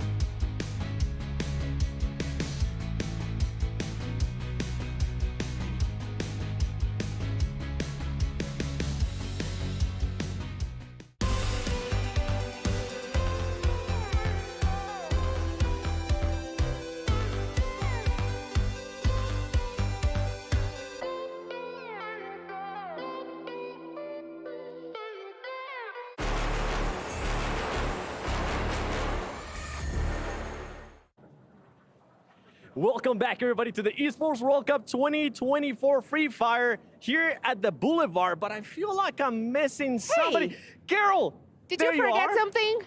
I forgot you. Yeah, Welcome I'm back. here. I wanted to explore the Boulevard here with you because there's just so much awesome stuff. So you know what? I know. Let's walk around and see what we can find. Wow, look at this fancy stuff. Oh my gosh, I'm gonna have so much STC? fun here. I know. I think we definitely will have to go in there at some point and check out what they have because I saw some cool VR stuff. And not just that, I'm seeing a lot of more awesome stuff. And one of my favorites, I mean, this is a childhood favorite for me. PlayStation is also here. I know, so I'm gonna leave you here doing the hard job, so I'm gonna have fun. See you later. I want to join too. Bye. Hey, we're having some fun here on the desk as well. Hello, everybody. Welcome back to the analyst panel here for the Free Fire Esports World Cup. And I've been wanting to say this all day, but make some noise for Loud as they wave the flag high here for Brazil. This wasn't a PT slot. There's a reason why Brazil is a recognized region in the land of Free Fire. They have some amazing teams, and obviously in terms of Loud, they're really showing it to everybody here that they deserve their slot. They are fighting toe-to-toe with Buriram. They're fighting with RRQ, the leaders at the moment for groups A and B. That's right, we've only seen half of our group so far. We've got group C. They're just sitting, they're chilling, they're waiting for their time to shine, but we've already had a great day so far. But we've got to break down this game, folks, right? Loud. First booyah, but today they have been consistent. What has Loud been doing that has given them so much success today? I would say it's more of how they follow through on the initial engagement that they go into. There are also some instances wherein they try to end a few of those early engagement a little bit quicker, but if that doesn't happen, they distance themselves and keep themselves safe. And then from a distance, especially with Yago in play, that's where they start getting elimination. Yeah, and just like what our casters call them, right? The silent assassins. They were silent not because they were silent, but they were like, okay, we've been chilling. Okay, we want to see what you guys do. And now we come up with a booyah. And of course, coming out with a booyah, to a certain extent, it's a bonus. But consistency is the key thing to winning games. Yes, since you mentioned about being a silent assassin, so far out of this game, I've seen so much of snipers. I did mention Yago. We saw how Moshi has been playing it hard from a distance as well with a snipe. So I guess this is really how both teams of Buriram United Esports as well as Loud is making their play. From a distance, just keep it slow and then get those initial elimination until everyone is like just a few teams remaining. And just look at the highlights, right? Like AG versus EVOS versus Buriram. They were just chilling at the other end. And Yago just did his work. And look at the amount of eliminations that he got. 9 eliminations. He just need one more to make it a double digit, but then again 9. How could you deny that sort of performance? Yeah, definitely. I mean, out of these, I guess it is definitely Yago who deserved that MVP. 9 elimination and a lot of damage. So this is the time where snipers will get that highlight. So I want to dive a little bit deeper into the sniper discussion because I think this is truly fascinating. For anyone that has not been following the Free Fire scene as of late, for the longest time, CQC, close quarter combat, has been the meta, right? There's been get in your face, fight your opponents, and basically who gets the headshot first wins, right? We haven't seen the sniper meta for such a long time. What are the contributing factors that has pushed us back towards the sniping meta? Because it's been, I want to say, a year, maybe even 2 years before snipers had been relevant again. Yeah, I would say it's a few of the patches wherein it's when Tetsuya has been introduced, that's where all the aggression really came in. But now we have Skylar's back. From a distance, they can clear out the playing field, giving more heads to be able to be shut down by the snipers. And you know what? In a game of Battle Royale, there are so many teams, so many players brawling all in one match, right? If everyone's doing the same thing, that one person or that one team who does something different can stand out, and that is Loud. Definitely. I mean, there's a reason why they are named Loud. They are really explosive. They are being loud in Battlefield.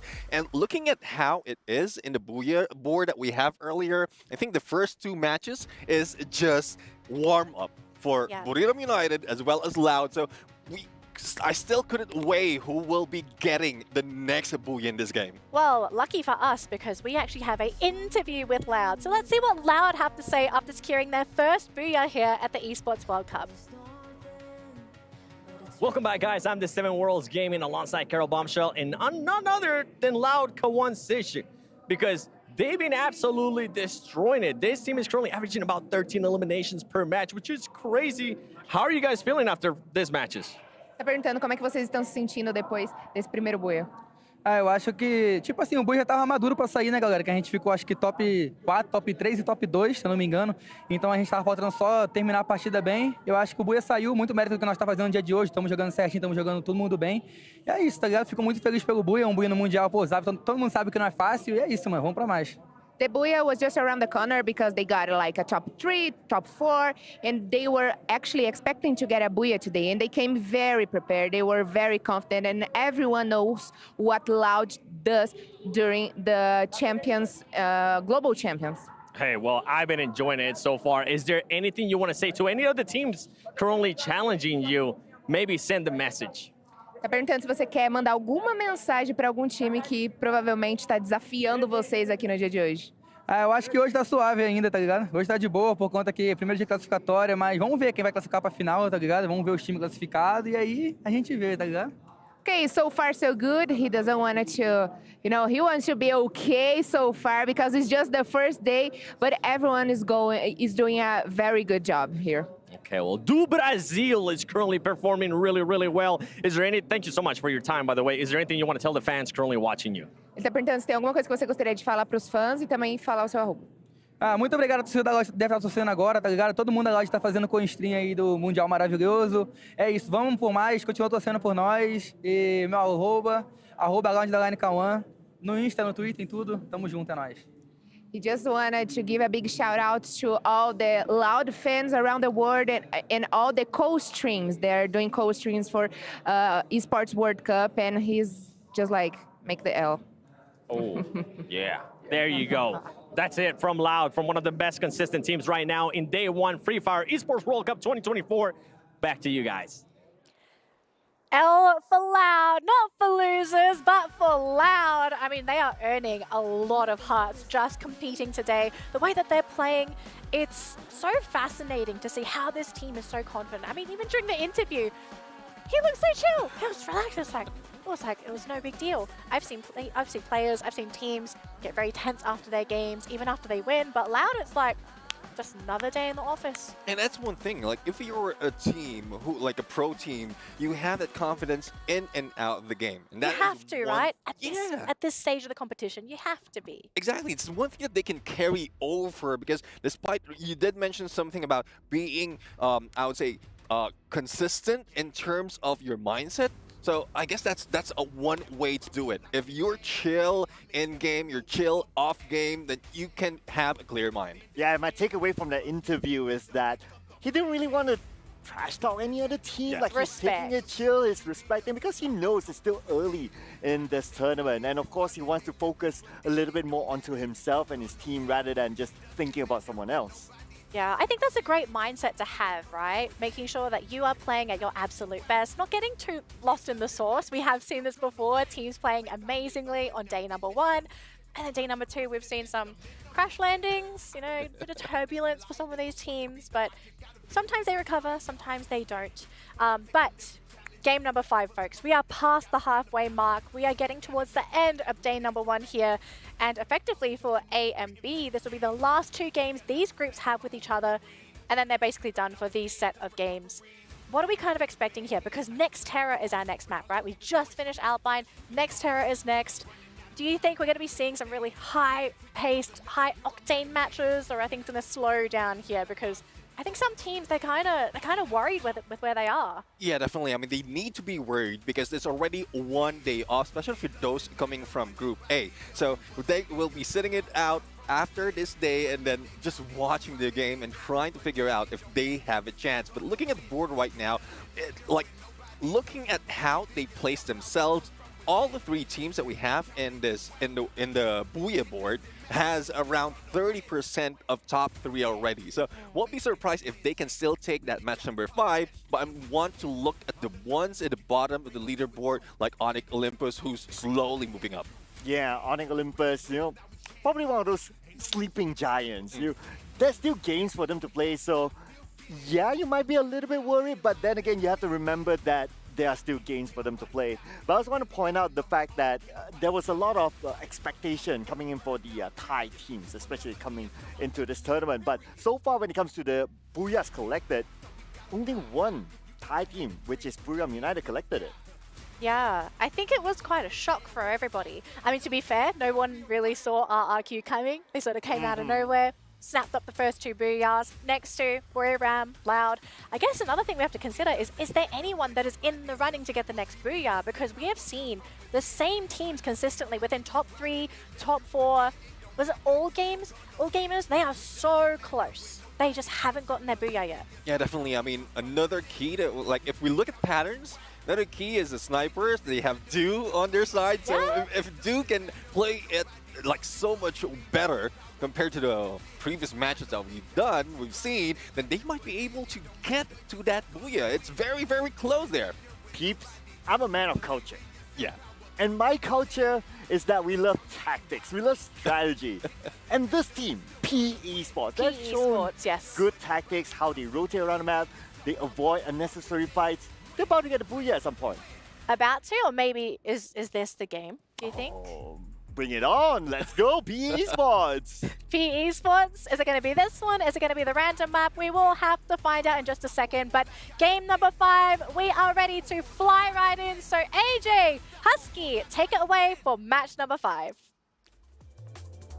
Thank you very much to the panelists, Danny, Neptune, and Sir Cloud. Yes, ladies and gentlemen, Esports World Cup Free Fire Day 1. Back in action. It's Husky and the Mustachio AJ. So many things to cover. Oh, yeah. First of all, L to the Loud. They are cooking. They are eating well today. But I want to touch on PE Esports just a little bit, right? Sure, tactics were great.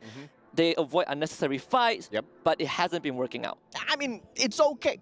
As long as they get into the top 12, I'm just waiting to see exactly what they can pull off on Point Rush and the Grand Finals. I've got no big judgments for the first 3 days. I mean, unless, of course, they're really lagging behind, like 19 Esports at the moment. Yeah, maybe we should kind of like kick it up a couple of notches for the team. That would be a different L. Yeah. Right? But when we talk about Lao, we had our MVP in the previous round, which was Yago. Yeah. For those who have followed Yago, he won FFWS 2023 in Bangkok, right? He was with Magic Squad at that time. So that's why he was so good. And funny enough, poetically enough, he was the man that landed the most crucial shot of that tournament with the Skylar that no one believed in to lift that trophy before he departed Magic Squad and joined Loud. Can you believe it? He single-handedly, with that Riptide Rhythm, won the squad the trophy, walked away as champions, took that championship away from Thailand, the home of Free Fire, and on top of that, he made everybody else believe in Skylar again. All up to this recent patch where Skylar actually got buffed. Now you get to hit 2 Riptide Rhythms. All of y'all can thank Yago for that. It's impossible to understate how much he has done for his team. But there's another king in the arena, another king in the ring, and that's Wasana, right? When he was with Magic Esports during FFSI, that's where we started to discover that this man, he is something else. And then BRU picked him up. And he went on to participate in every single international tournament. But also because of that, he is currently uncrowned. Because for the last 3 international tournaments that he has been in, he has not been able to walk away with a trophy. Finishing runner-up 2nd place, FFWS 2023 in Bangkok. Finishing 3rd place in SPS and finishing again in top 5 FFWS Spring SEA. I mean, for this guy, he's got all of the capabilities to demolish the opponents, but the rest of his team members really do need to step up, right? I think we have seen Jonah kind of fall off of his great momentum that he used to hit out there on the battlefield. And if your captain is not hitting those high notes, perhaps as the team members, they will be struggling a tad bit here. But this is the tournament where we are expecting the furious Buriram, right? We are We're expecting them to go from okay game phases to absolute furious phases where they're just pissed off. Like, how many times are you going to deny the trophy from us? But it looks like even the start of this competition has not been the best for Buriram.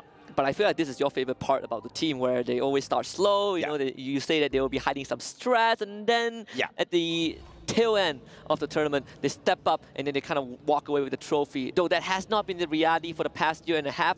But I feel like eventually this is going to happen, right? You can't stay at the top forever. Teams are catching up, and I like the competition that we're having as we head into next era for round number 5. And of course, the hiding strats kind of formula does work out for some teams, right? We saw how Team Falcons kind of like laid low under the radar all throughout the group stages, and then bam, at the finals of FFWSC, they came up top as champions. We're still waiting to see if or not they're going to win the club championship for their brand overall by the end of the Free Fire competition. But let's take a look at this flight path as well. Everybody's comfortable in their own drop spots. I believe a lot of them have avoided the early engagements, except of course Lost 21 and Wasana, who are a little bit too close to each other at this point. Even Fluxo has taken the Intellect Center, right, in the far north. On the other end, you have Reta, who are basically in proximity of Evo's Divine. So this is where we can expect potential first contact in this round.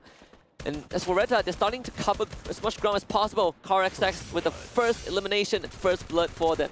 And the XM8 giving them the first point of the game. Aim God has got the aims, but no weapons to respond to those shots. And Reta will get an easy number 2 off of the Indonesian squad. Gade, in the meantime, is already making his good way away from this engagement. He does not want to have anything to do with them. ABAX a little bit further away from them. Loud is within the vicinity as well. In the name of Kawan, he perhaps could drop a couple of shots and stop the player rotating away. I'm surprised that Aim God even wanted to run for the coins, right? It's kind of leaving a bit of a breadcrumbs behind. But for Reta, this is kind of the ideal start. You get 2 free points. They won't be able to wipe out the rest of Evo's Divine, but at least you're off to a decent opening. But we see that Negan thrown out off screens. Wasana that gets his head blown off. Wasana just stepping a little bit too close to the players of Loud, and he understands that perhaps that's not really the strategy they have to be pulling off at this point of time.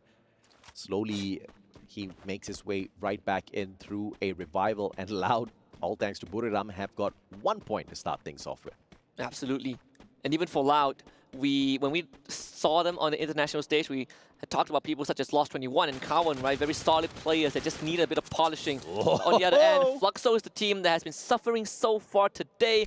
They got to face up against RRQ Kazu again. But I think MT7 is, you have to be a bargaining chip, right? You send him over to RRQ Kazu and make sure the rest of the team gets out. The fact that you started at Intellect Center and still you now realize that the exit is blocked by one of the top 3 teams, you got to find another way out. Strategy is really not checking out here for Fluxo. MT7 up on top, away from the rest of his team members, and he does not have a portal go in hand as well. Takes those great shots against Ma'al, but brings a little bit of unwanted attention to himself as well. The AUG still on level 1, so you're not going to get too much of heavy damage out of the gun. See how long he can hold RRQ Kazu in this position. This could benefit the rest of Fluxo though. They're going to start flying in. You can see on that map, trying to rendezvous with the rest of the team. So RQ Kazu, they're going to call it quits. No point wasting time there. They still have a marker on Razor for another minute and a half. Just run the clock out and perhaps make that rotation. Plenty of space on the west side of the map.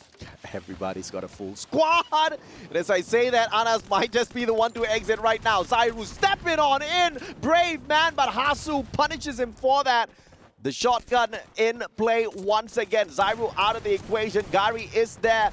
But unfortunately for Garadu, he missteps it all the way into Hotshot. And the Pakistanis now just taking these great steps. 3 eliminations. They have to slow things down. They can't get too excited. Yeah, 4. Make it 4 as Gary goes down. They were able to get a revive onto Kiba before things went absolutely south. But if you are a Hotshot, this is a fantastic opening. And on the other hand, BRU against Yago is going to be Wasana. They just wins the footwork. Yago getting taken down off screen. That's what we saw, kind of revenge from the side of BRU. In Yago's defense, he just didn't have his favorite gun, right? Had to play off of the SMG. Not really his best weapon. If that was a sniper, I don't think Wasana would be smiling at this point of time. The guy would have had to get it revived once again. P Esports up against EVOS Divine. Apex with a sliver of health alongside Ray, but it's G'day. Ray goes down. Apex down as well. Back to back. They get those knocks. Instant revival onto Ray. Aim God is there as well for that backup, but not yet. This is not the time for EVOS Divine, all thanks to the pocket market. Definitely not the time to get eliminated, but it is definitely time for PE Sports to show themselves a little bit, make their presence known in this lobby, getting a couple of points, something that they desperately need to at least get a safe haven in that top 12 by the end of today. But for a team like Reta, I think they're doing the exact same thing, skirting around kind of the edges of the map. And this is where teams like Reta, when they don't want to take too much risk, they try to slow it down a little bit, right? Take that long road to make sure that they at least guarantee that late game entry. But also the risk that comes with that is that if you get intercepted, you really don't have much place to go. Reta currently sitting in 8th, so not the most comfortable of positions. They have to make sure they find that final circle. Can't give it up to yet another early elimination. But skirting around the very edge of the safe zone seems to be a smart idea here. They stop halfway, not intruding into the compound of all gamers. So it is a decently passive play from the side of Reta. I like that. But in the meantime, Hotshot now going to find a hot contender out there on the battlefield. It's the one and only Loud. And they did go wide a little bit from the grenade launcher, but Hotshot actually are in a pretty decent position, especially Sajid. This is a crucial spot. If he can anchor down here, if he can become the fulcrum for Hotshot, they might be able to get a couple of points off of Loud.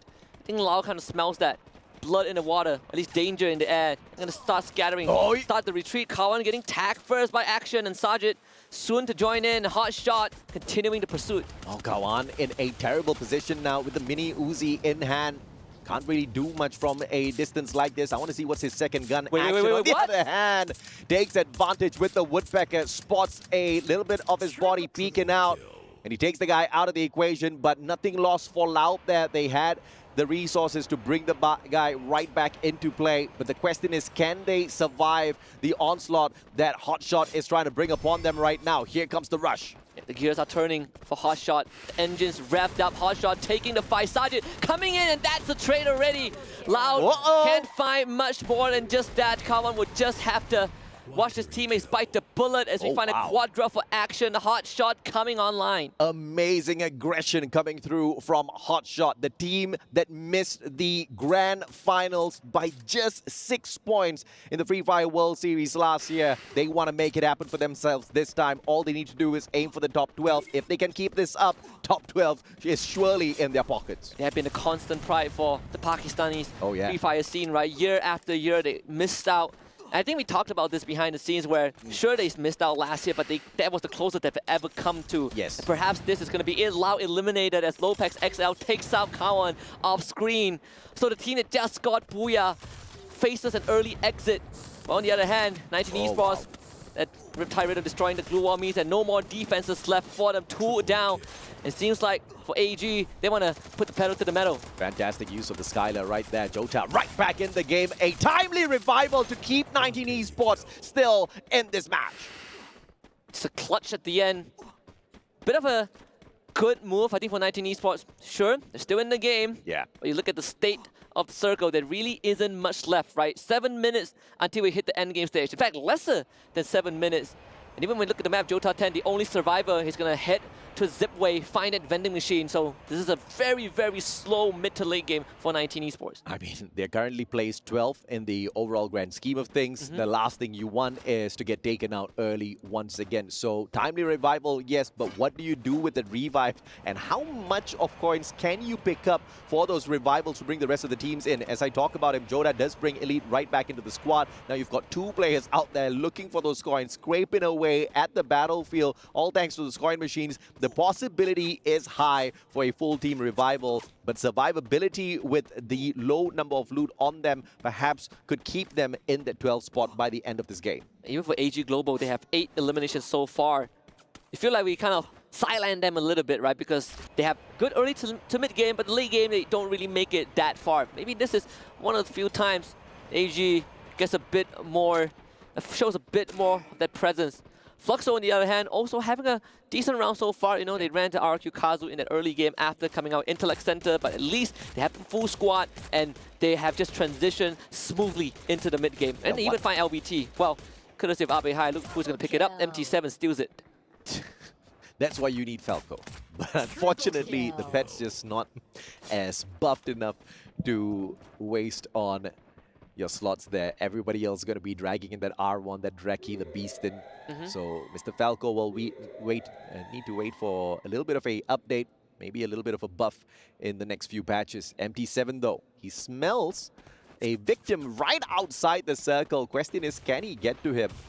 The last thing Fluxo wants is to play these aggressive maneuvers and then lose players in such a crucial timing.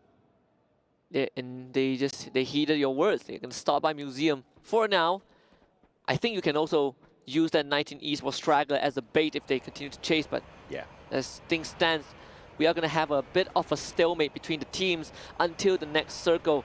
Even for BRU, they are not making too many aggressive moves. Netshoe Miners doing the exact same thing. They're just still gatekeeping from Topia because this is a pretty decent spot with a lot of vantage points. Oh my! Let's say that ABAX gets found out. That doesn't result in a knock, so good on Evil's Divine. Yeah, great play there. Did manage to get the connection, but no knocks. Joda 10 out, 19 Esports still being tortured. PE Esports this time being the one to take those digs at them. But Elite 11 is going to be pretty much out of sight from everybody else unless, of course, there's another revival and the guy joins him up top on the tower. In the meantime, 19, they are going to stay alive for a little bit longer. Might not be for long. Depends on if BRU finds one of the members. Well, I say that Wasana has already found him. My. So 19 Esports on the last legs. Evil's Divine, on the other hand, running into Netshoe Miners. Let's see what Netshoe can do here as Evil's Divine. They stack it up outside as Ray gets knocked down onto the ground. Proc 7, beautiful shot from afar. G'day can't do much. He waits behind his barrier, just waiting for a couple of players to show up. And yes, they do show up with General rushing on in with the Woodpecker. CQC with the marksman. G'day stood no chance. A very, very good follow-up from the side of Netshoe Miners. Elite also might end up falling, but he did get the revive on Cluso before he eventually goes down, but picked up by MT7, so 19 Esports cannot escape the inevitable. Hotshot on the other hand, they're going to run into AG, and this is going to be crunch time. AG on one side, BRU on the other. That Riptide Rhythm making sure they can't erect any more of those defenses. Grenade after grenade, and Get High with a triple! It's all up to that final player to get those pickups, and Action goes down as well. Headshot eliminated all by Get High himself. Essentially getting a quad kill with 2 nades. Get High showing up big time. And hotshot streak ended in just a flash. BRU continues their streak. And I'm pretty sure AG saw that happening. But off of that momentous play, BRU ready to storm the front of AG. They were doing so well up to that point, man. Buriram, you monsters, Get High. He did not see that one coming just yet. He thought he might get 1, maybe 2, but gets a triple and finishes off the final player with the follow-up grenade. Monstrous play from the Buriram player. And now RRQ getting the chip damage from all of those ice grenades. Let's see if they can get away from this one as AG finds a player. Caramel turned on by Get High. That Drogon just way too good. Wait, stop, could not find Wasana. Is so slippery! And turning around with the Chargebuster, AG getting toyed around like a rag doll, and suddenly realizing that they are only down to just 1 stop in his tracks. Achilles heel basically torn in half, and AG not having a good time. RQ on the other hand, Razor takes the grenade to the face courtesy of Bob's delivery from the Brazilian team. Does up against the full force of Brazil, and they fall in the process, executed in public. Just like we talked about, the forward momentum at the start of the day and the backward swing, RRQ can't seem to hang on just yet, but at least they got that 4th spot. We need to see exactly how many of those eliminations will keep them up at the top here. Buriram United, on the other hand, leading the fray with the most number of eliminations, and I am pretty sure Get High has got a couple of more grenades to play around with. Oh, absolutely. Down to top 3 is Fluxo, Netshoe Miners, and BRU. See if they can defy the odds. Ever since the last not just the last 2-3 international events, we've seen BRU having a target on their back. Yeah. They just grow bigger and bigger and bigger every international event. And it kind of reached a boiling point, the Snapdragon Pro Series that we had at Sao Paulo. Right now, BRU having to face off against Netshoe minus first, see what they can make out of this. Netshoe just wasting way too many of those glue wall melters, just tossing it out into the open. Bob's down on the ground. This is one of the best games Fluxo has had thus far, but all of their players barely having any bit of health on them to survive out there on the battlefield. Netshoe now sending all of those grenades towards Fluxo. Here comes Wasada with his Tatsuya as well, flagging on from the left-hand side. Nando does manage to drop bombs, and Fluxo just can't do much to detest all of these players. And with these two teams taking each other out, the job for BRU has just gotten so much easier. 4 versus 3 in this final skirmish. Get High with 11 under his belt, absolutely slaughtering everyone in this lobby. And Netshoe minus will become a relic by the end of this. Sent back into the dirt is BRU, claiming the second Booyah of the day. 19 eliminations, 12 points from the Booyah. A massive game from your 2-time world champs. Back on the world stage and emotions running high for BRU.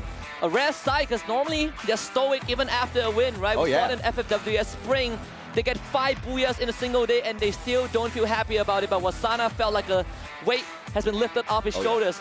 And Get High, definitely the instigator, the finisher, the judicator, and the executor.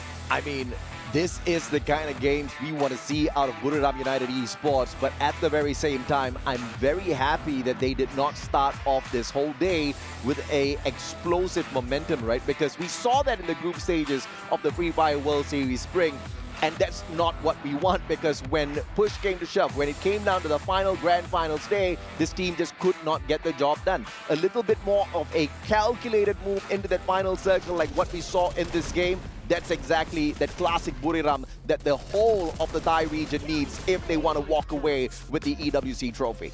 People say that every single Free Fire team has 4 members, but for BRU, there's 16 of them. Every single one of those members individually is an armada, a one-man machine. And to close it out this strong, it's not like we're not used to seeing BRU set records, but every time you see it, it feels so fresh. 31 points off of 1 round. 31 points, and RRQ bowed out of the race with just 8. So this for sure means that they are going to be overtaken. And now Buriram United, the biggest question is, do they overtake Loud as well? I believe they most definitely do. They were just about 15 points behind that #1 spot when we took a peek at the overall leaderboard earlier. So it looks like the Thai Giants are right back where they belong. Really feels like you cannot count them out, right? Give them 2 mediocre rounds and they kind of pulled it back within 3. And this is where we say it, right? I mean, prior to this, we say the top 3 teams on the leaderboard has been constant, but this is where the shakeup happens. BRU, they keep their spot, but for the rest of it, RRQ, Kazu, Loud, is starting to feel the heat a little bit. You can even see on the faces of Razor, on the face of Abe High, they realize that things aren't going as smoothly as they wanted it to. Absolutely, man. And of course, with that massive game, what Buriram also did was steal the spotlight away from Fluxo, who just managed to hit their recovery gameplay, right? 18 points is great for this squad because I believe they are, what, in 11th right now? They should be able to shoot right up the leaderboard. They have 1 more round to do so. We're going to give the team some time to recuperate as we also will head for a break, and we'll come back in just a bit for the final round of the day.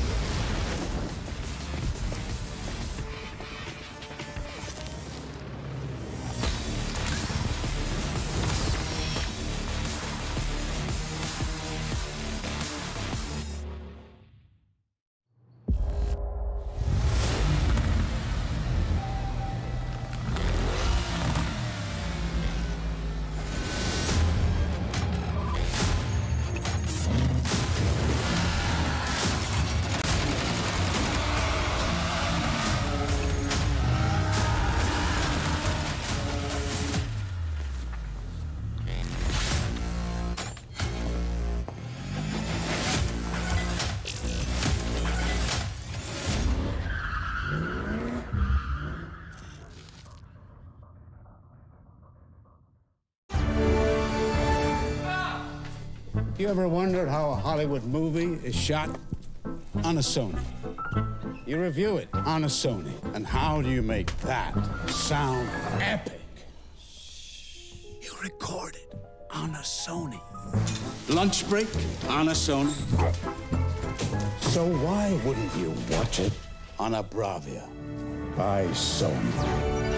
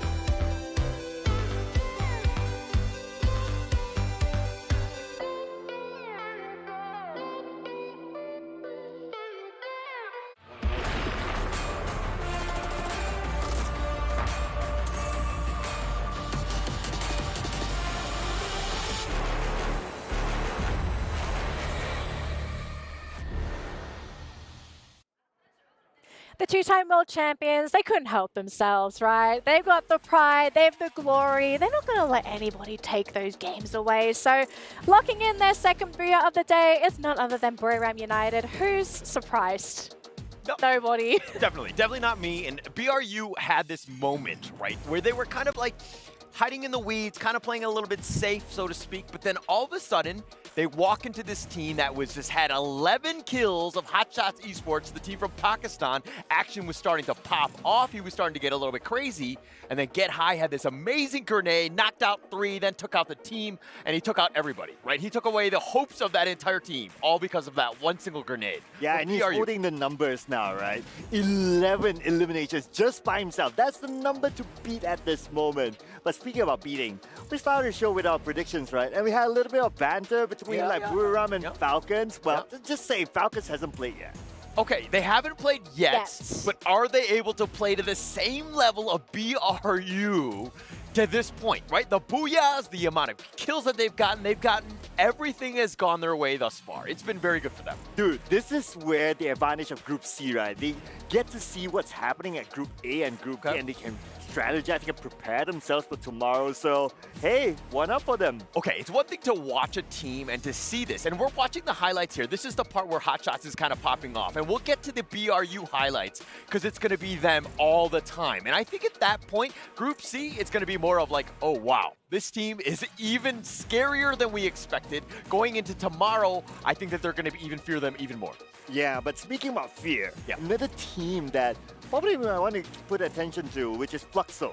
Okay. I mean, this is the best finish so far, right? Best they got a finish, yes. third place finish, and we didn't talk about, or at least, we didn't talk about, like, it doesn't matter how you start, it matters how you end. So Fluxo on the rise.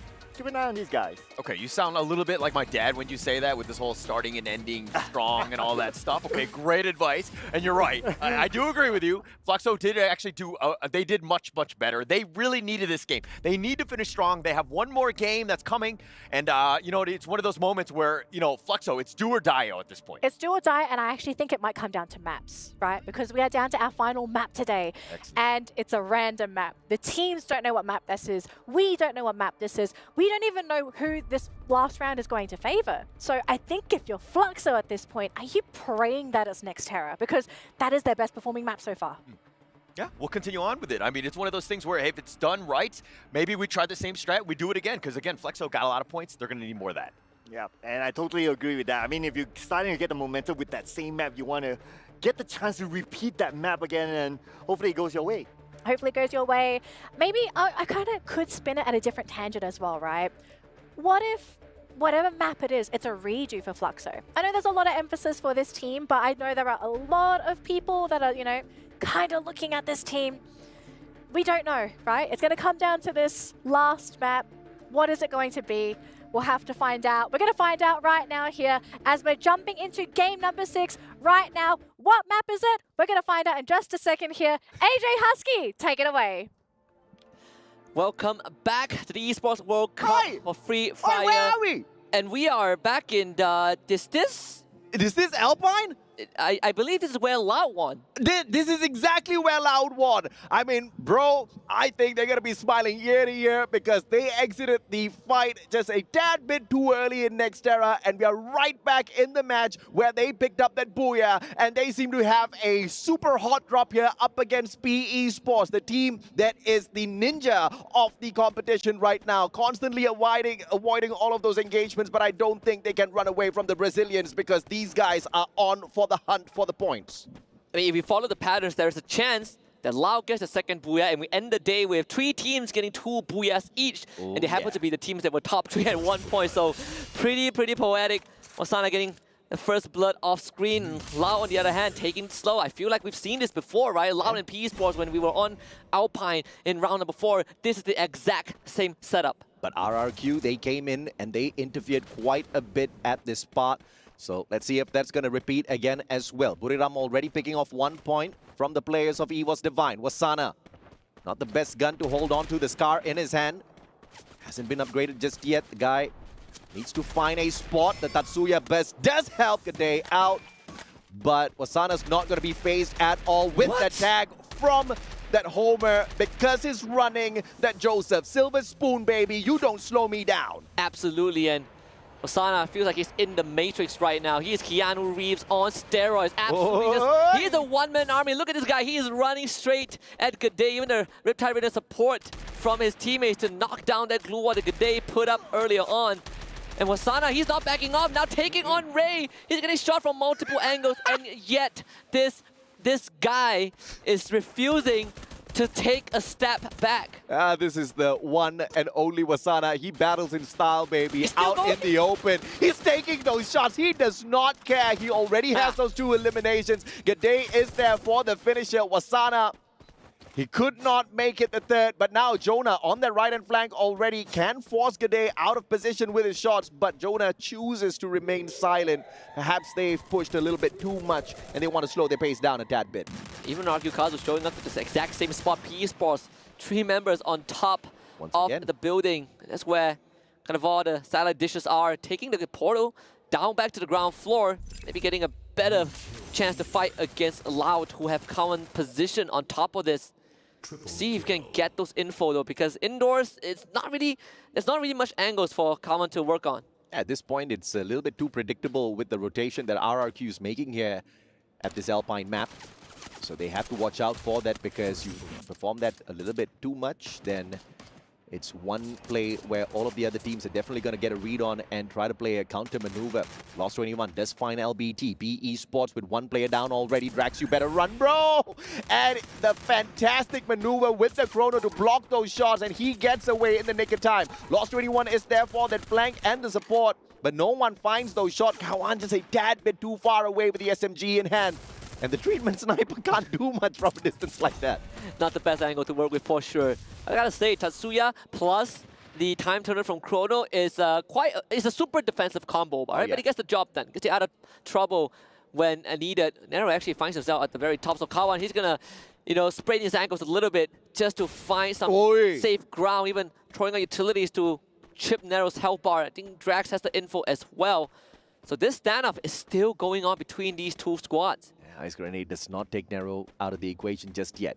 Yago, my man, do you have the sniper? Unfortunately, no. Just rocking the Bison at this point of time. And that's just one of the weak points for Loud. They cannot sustain early engagements because they heavily depend on what Yago can do out there on the battlefield with his flanks.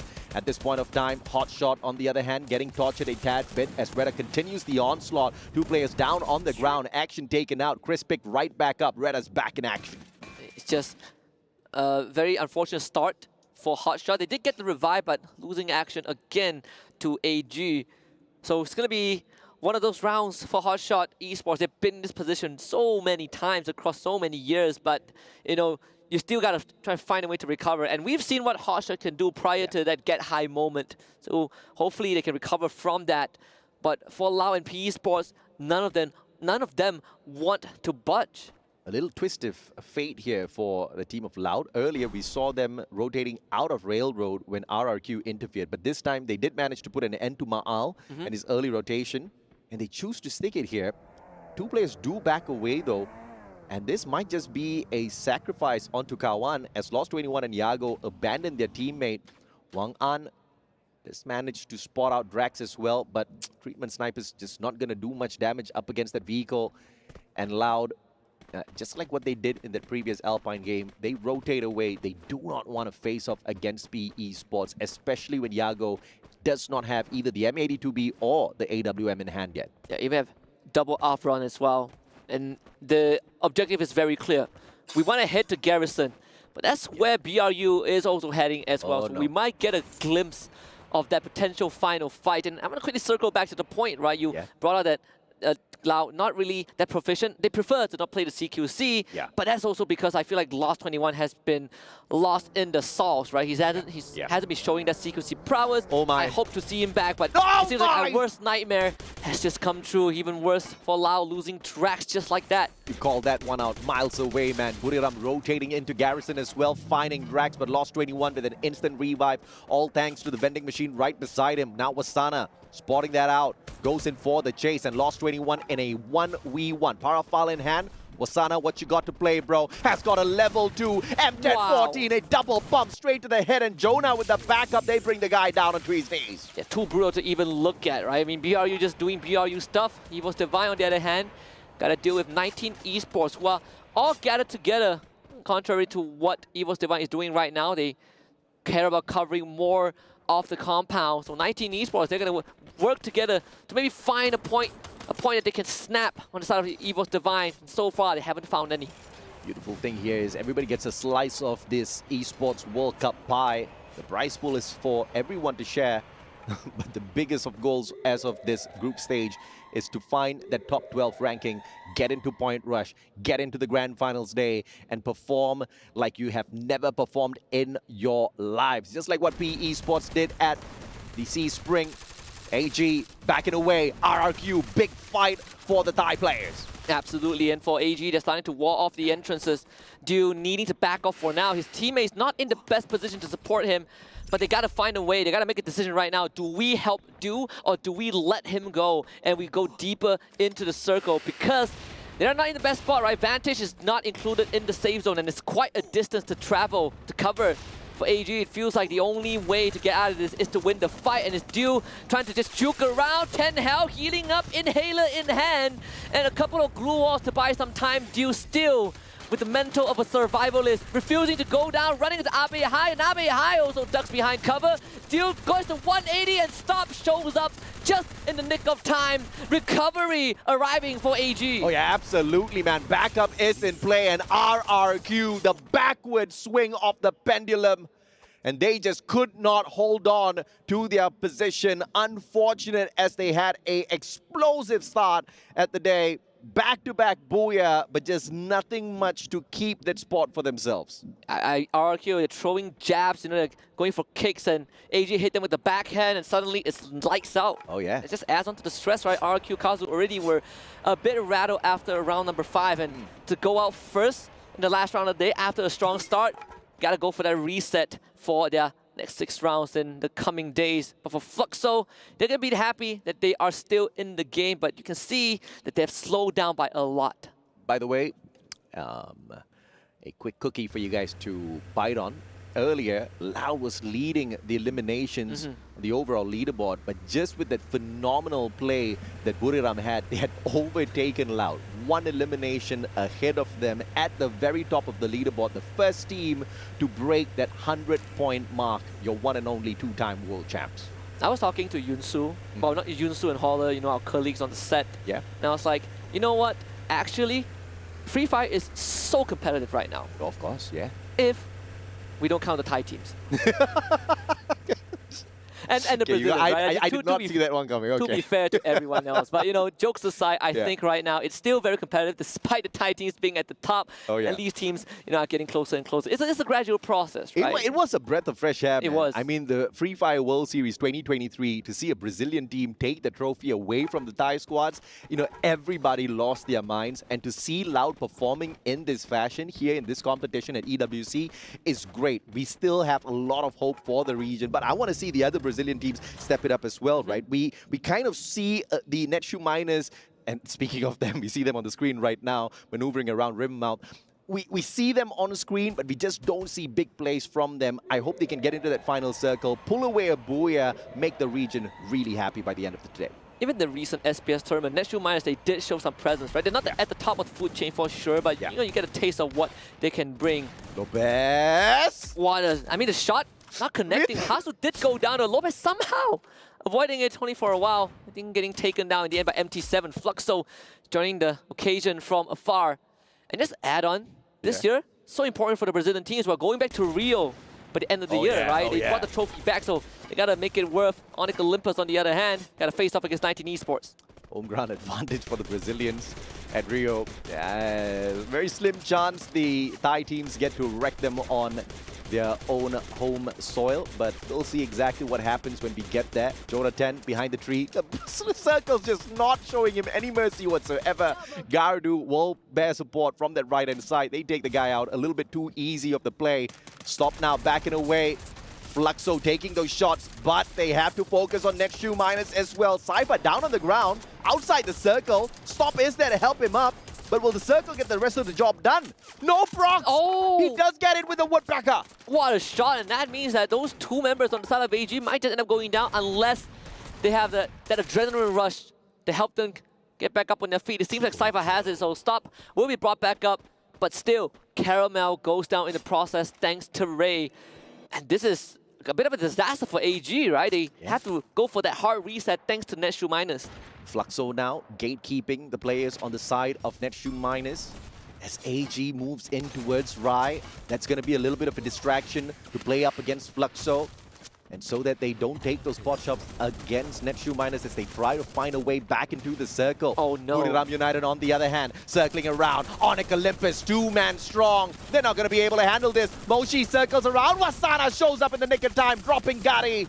Kiba runs away, tagged up by the Homer already. And that's about it for Onyx Olympus out in the 11th. Onyx Olympus just wanted to find refuge with the two remaining members, but they ended up running into the candy house, just like Hansel and Gretel, completely trapped by the members of BRU, pincered from every angle, blocked off by glue walls, and shredded afterwards. So this exit definitely will hurt Onyx Olympus. They join the Indonesian compatriots in the lobby. Fluxo on the other hand, a couple of portals to work with. They're gonna relocate to Rai, and that's a three-way fight. Fluxo saw an opportunity. They put down that portal go and instantly rotated around. Ra1 out on the open. Does he get taken down? Yes, he does. Fluxo gets the triple. GU down on the ground, though. They have to go in for the quick pickup. As Butson circles around, GU's going to be right back up, all thanks to the Chrono. Really round this stand back up, but yeah, beautiful. Ice grenade takes him out. 6 points. AG also perishing to the blue. The Fluxo continues that rampage. On the other hand, Reta also not too shabby, right? They lost Opex XL, but they also have 6 points in the bag. Retired from afar, courtesy of Fluxo. It's between them and Reta. Reta has got nowhere to hide at this point of time, but Fluxo does not have enough time to pay attention to their opponents. They have to pay attention to the circle first. They don't have this placement just yet in the next zone as they circle around. Reta tries to gatekeep them. GU down on the ground. Bombs down as well. And Reta just absolutely flattening the players of Fluxo. That's Chris Angel, Mind Freak, Reta version. One snap of the finger and they wipe out Fluxo. What a play with the shotgun in that close range. Absolutely demolishing Fluxo in the CQC. Unexpected performance. I swear I was not expecting that one. And now Buriram. They spot another fish out there that they want to fry. Reta 3-man strong. They wasted quite a number of those utilities already. Chris has any grenade to play in this next matchup. Wasana circling around. He's got the Drogon in hand. Spots a player, takes a bump, and Chris barely able to survive with a sliver of health. But Wasana, the trade is there. Jonah steps on in to bring his team member right back up, and here comes Esports Divine to finish off the Thai Giants. Let's see if the Vultures can clean up a little bit. BRU, they're in the weeds. Critical triggers, and Moshi goes down from the Grey Red, refuses to give up, and they're not out just yet, but they've left the mark. At least Wong Ang with the finisher onto Reta. As the rest of BRU, they're running towards PE Esports. This is an absolute bloodbath in this final zone. PE Esports finding refuge afar, but Esports Divine, they're continuing the pursuit. Loud. They're hanging on for their dear lives, just in the hands of Lost 21 now to play the placement points. 19 Esports out, but one of their better rounds in here. Get high on the ground. Jonah with a sliver of health gets dropped as well. Wang An just absolutely popping off with a sniper, and it's all up to the clutch god Moshi, but there's nothing you could do up against LBT. PE Esports hits a booyah to bring the day to a close. We've been waiting for PE Esports to show up. So much pressure on the region, coming in with Narrow having a fever and closing it out strong. PE Esports, they wanted this for a long time. No one even expected them to be the representatives and the sole representatives of their region. People were looking at WAG, Team Flash, but PE Esports, they've earned their spot, and they were still doubted, but this one might put it to rest. Absolutely, man. I mean, it is the final game of the day. They have not made too much of noise out there on the battlefield. They were placed 8th. The last time we took a peek at the overall leaderboard, this should help them climb a couple of spots, get into the top 5 perhaps. Absolutely, and even at the end, it was a bit comical that the individual survivors for Loud, you know, the Lost 21, his sniper was doing work on the BRU, Hong Ang's sniper was doing work on the BRU, and Esports Divine. And who do you, and what do you know, right? The individual survivors, the snipers of multiple teams were the one that caused enough chaos for Esports to kind of slip away with the win, considering that they have been a bit slow the entire day, and this is the morale boost that they need. A crucial snipe from Wang An. Wasana taken out of the equation. It means that the players of Buriram can't get up and close and personal with you to really put pressure on your squad. The rest of the team members from PE Esports as well stepping up. And it was not just pure luck here, right, from PE Esports. They were continuously calculating their maneuver in circle after circle. The previous games, they just could not get close enough to the final one. But this time, though, they played it perfectly to their side. Absolutely, and I gotta say that I believe I had this discussion with the talents from the Arabic broadcast, and I was like, you know, against BRU, you gotta take the fight to them, right? And we saw that from Reta. Yeah, they lost for sure, but they did leave a mark, you know. Esports Divine, they chased BRU to the ends of the earth. Did they win? No, BRU still wiped the floor with them, but they did enough damage to BRU. So what a day it has been. But that's it from us, from the desk. We're gonna throw it over back onto the panel. Danny and the rest, take it away. Thank you, Husky. Thank you, AJ. PE Esports closed things out here today with their first ever booyah. But of course, closing out the day by securing the first booyah for Vietnam. And I know a couple of our panelists super happy about this because they were considered the paddle underdogs. Well done with your predictions, gentlemen. Well done. What did I tell you about man of culture? I don't know if I'll call it I'm a daddy with 5 cats, so that's not too far away. Yeah. I love strategy, I love tactics. PE Esports, where's the camera? PE Esports, you done it right. Yeah, definitely. I mean, they've done it right. They might have failed a few rounds, but we saw as well the fire that they had. From the start of the show up until, well, I would say there's still a lot of aggression coming from them, but this time around they played it, as the man of culture says, tactically. Yeah, and it was actually perfect for them, right? This is the game that they really needed to have had, because it kind of puts them in the level of like the middle tier right now. I mean, we're gonna have to check the points to see where they're at to ensure that they're, you know, getting into the knockout stage or to the points rush stage. That's gonna be super important for them. Yeah, absolutely. I think everyone is actually wondering about the points now, right? Because we did see a big change in points. I think most significantly, RRQ being eliminated so early on in that final round. So very good chance that they're going to be knocked out of that top 1, maybe even top 2 spot. Maybe they're going to be in that 3rd. I don't think they'd be upset about it. I think they had a great start throughout the day. But I think we also have to talk about this team, right? Quick out the gate, a little slow across the finish line.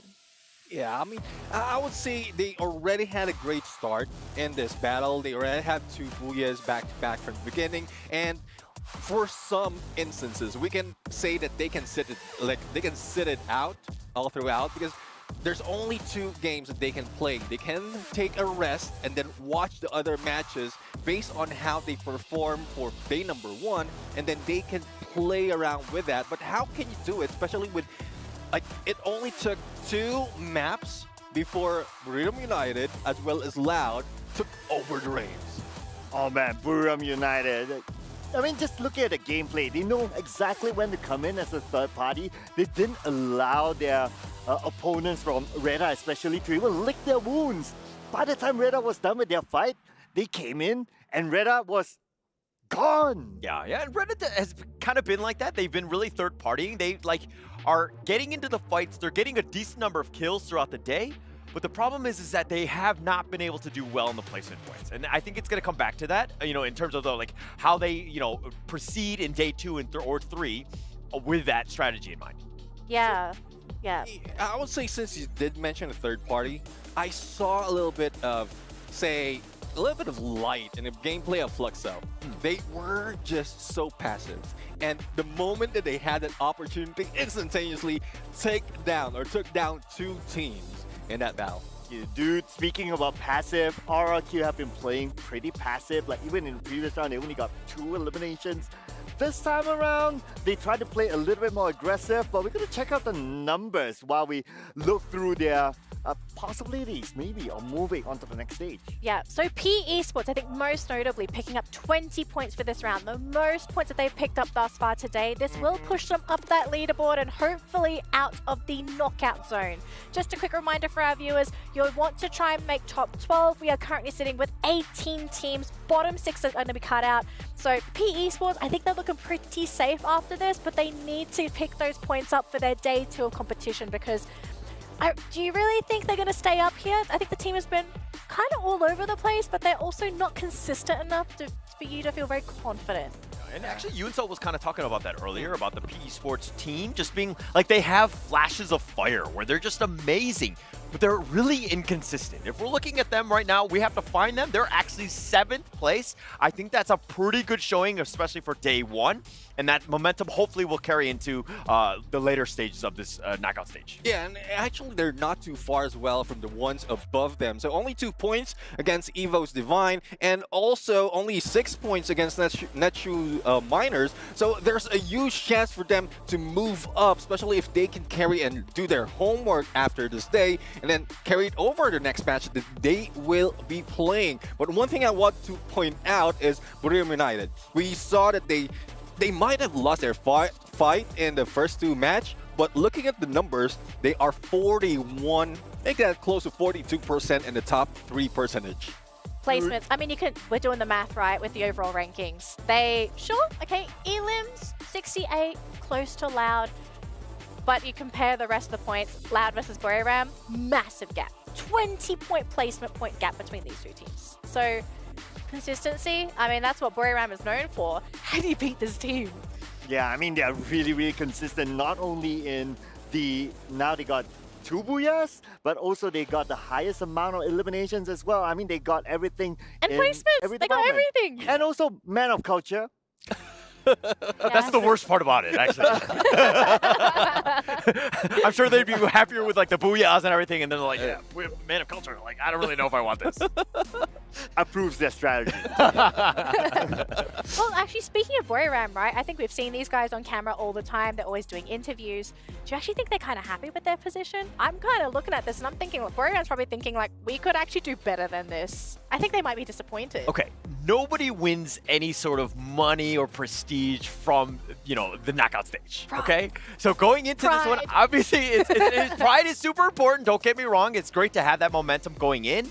But it's one of those things where it's like, hey, we got plenty of time left. Let's not, go crazy now. Yeah. All right, so to wrap things up for today, as we have completed our first round of the knockout stage, groups A and B. First 2 booyahs secured by RRQ, the Indonesian giants at this point of time. 3rd booyah picked up by Buriram United. Loud picking up the 4th booyah, Buriram picking up the 5th booyah, and finally P Esports closing out the show with the booyah on our random map. I don't think anyone really saw that coming, but what we don't see coming next, right, is what are we actually expecting for the next matchups? Because we're going to be seeing we'll say goodbye, I suppose, to Group A, right? They're on break. They're going to be watching games tomorrow, and Group C is going to be stepping onto the stage and playing against Group B, okay? So with what information we currently have for Group B, how do you think this group is going to fare with the teams in Group C? One thing I would say is they need to double time on the homework because they played today, there's no time for rest, and then they will need to do so much of like rewatching, watching the vids, watching how they are going to play with Group C, because Group C is currently sitting pretty right now, just probably laughing at some of the gameplays that they have caught. Because imagine, there's a lot of tactics that has been shown right now, so they have caught that and they can counter it by tomorrow. I appreciate how you support a team in Group C that is Falcons that I put above Buriram. Yep, earlier in our show. Yeah. Where are they now? I mean, they're still last. Thanks for supporting that as well. Yeah.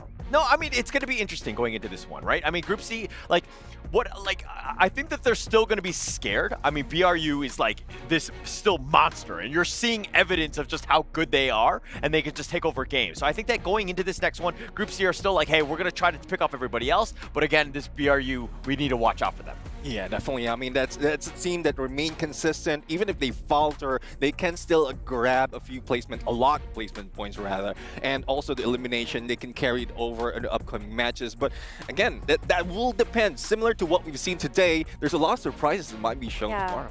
Actually, I want to bring up a really interesting point that our cast has sort of talked about, right? And the fact that Buriram, this team, if you leave them to sort of do their own thing, they run away with the game. I think we've seen this so many times, but one of the few strategies that really works against them is if you bring that fight to Buriram. Is there anybody in Group C that can actually do that quite successfully? And I think I might be hearing again from this man in the middle, but... The man of culture? Man of culture? Go ahead. The daddy of culture now.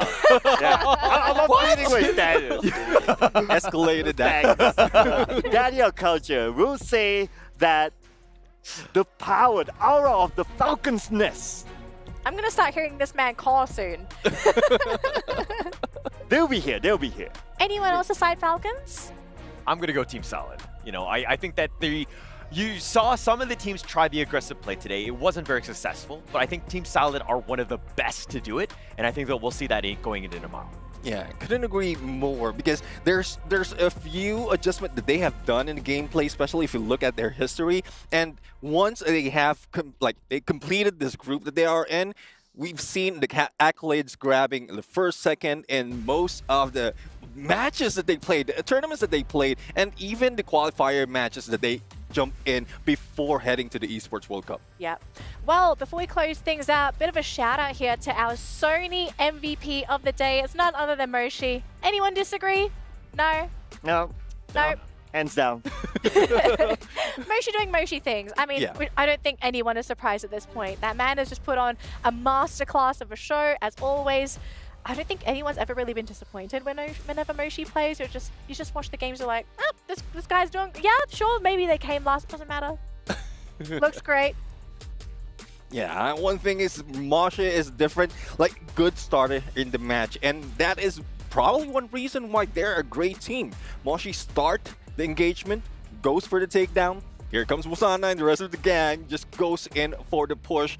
Good gameplay, tactical gameplay. Man of Culture might agree with that. That is just basics, but not a lot of team can pull it off. Yeah, and the best part is that the team is not only dependent on him. Yeah. Like the entire team functions as well.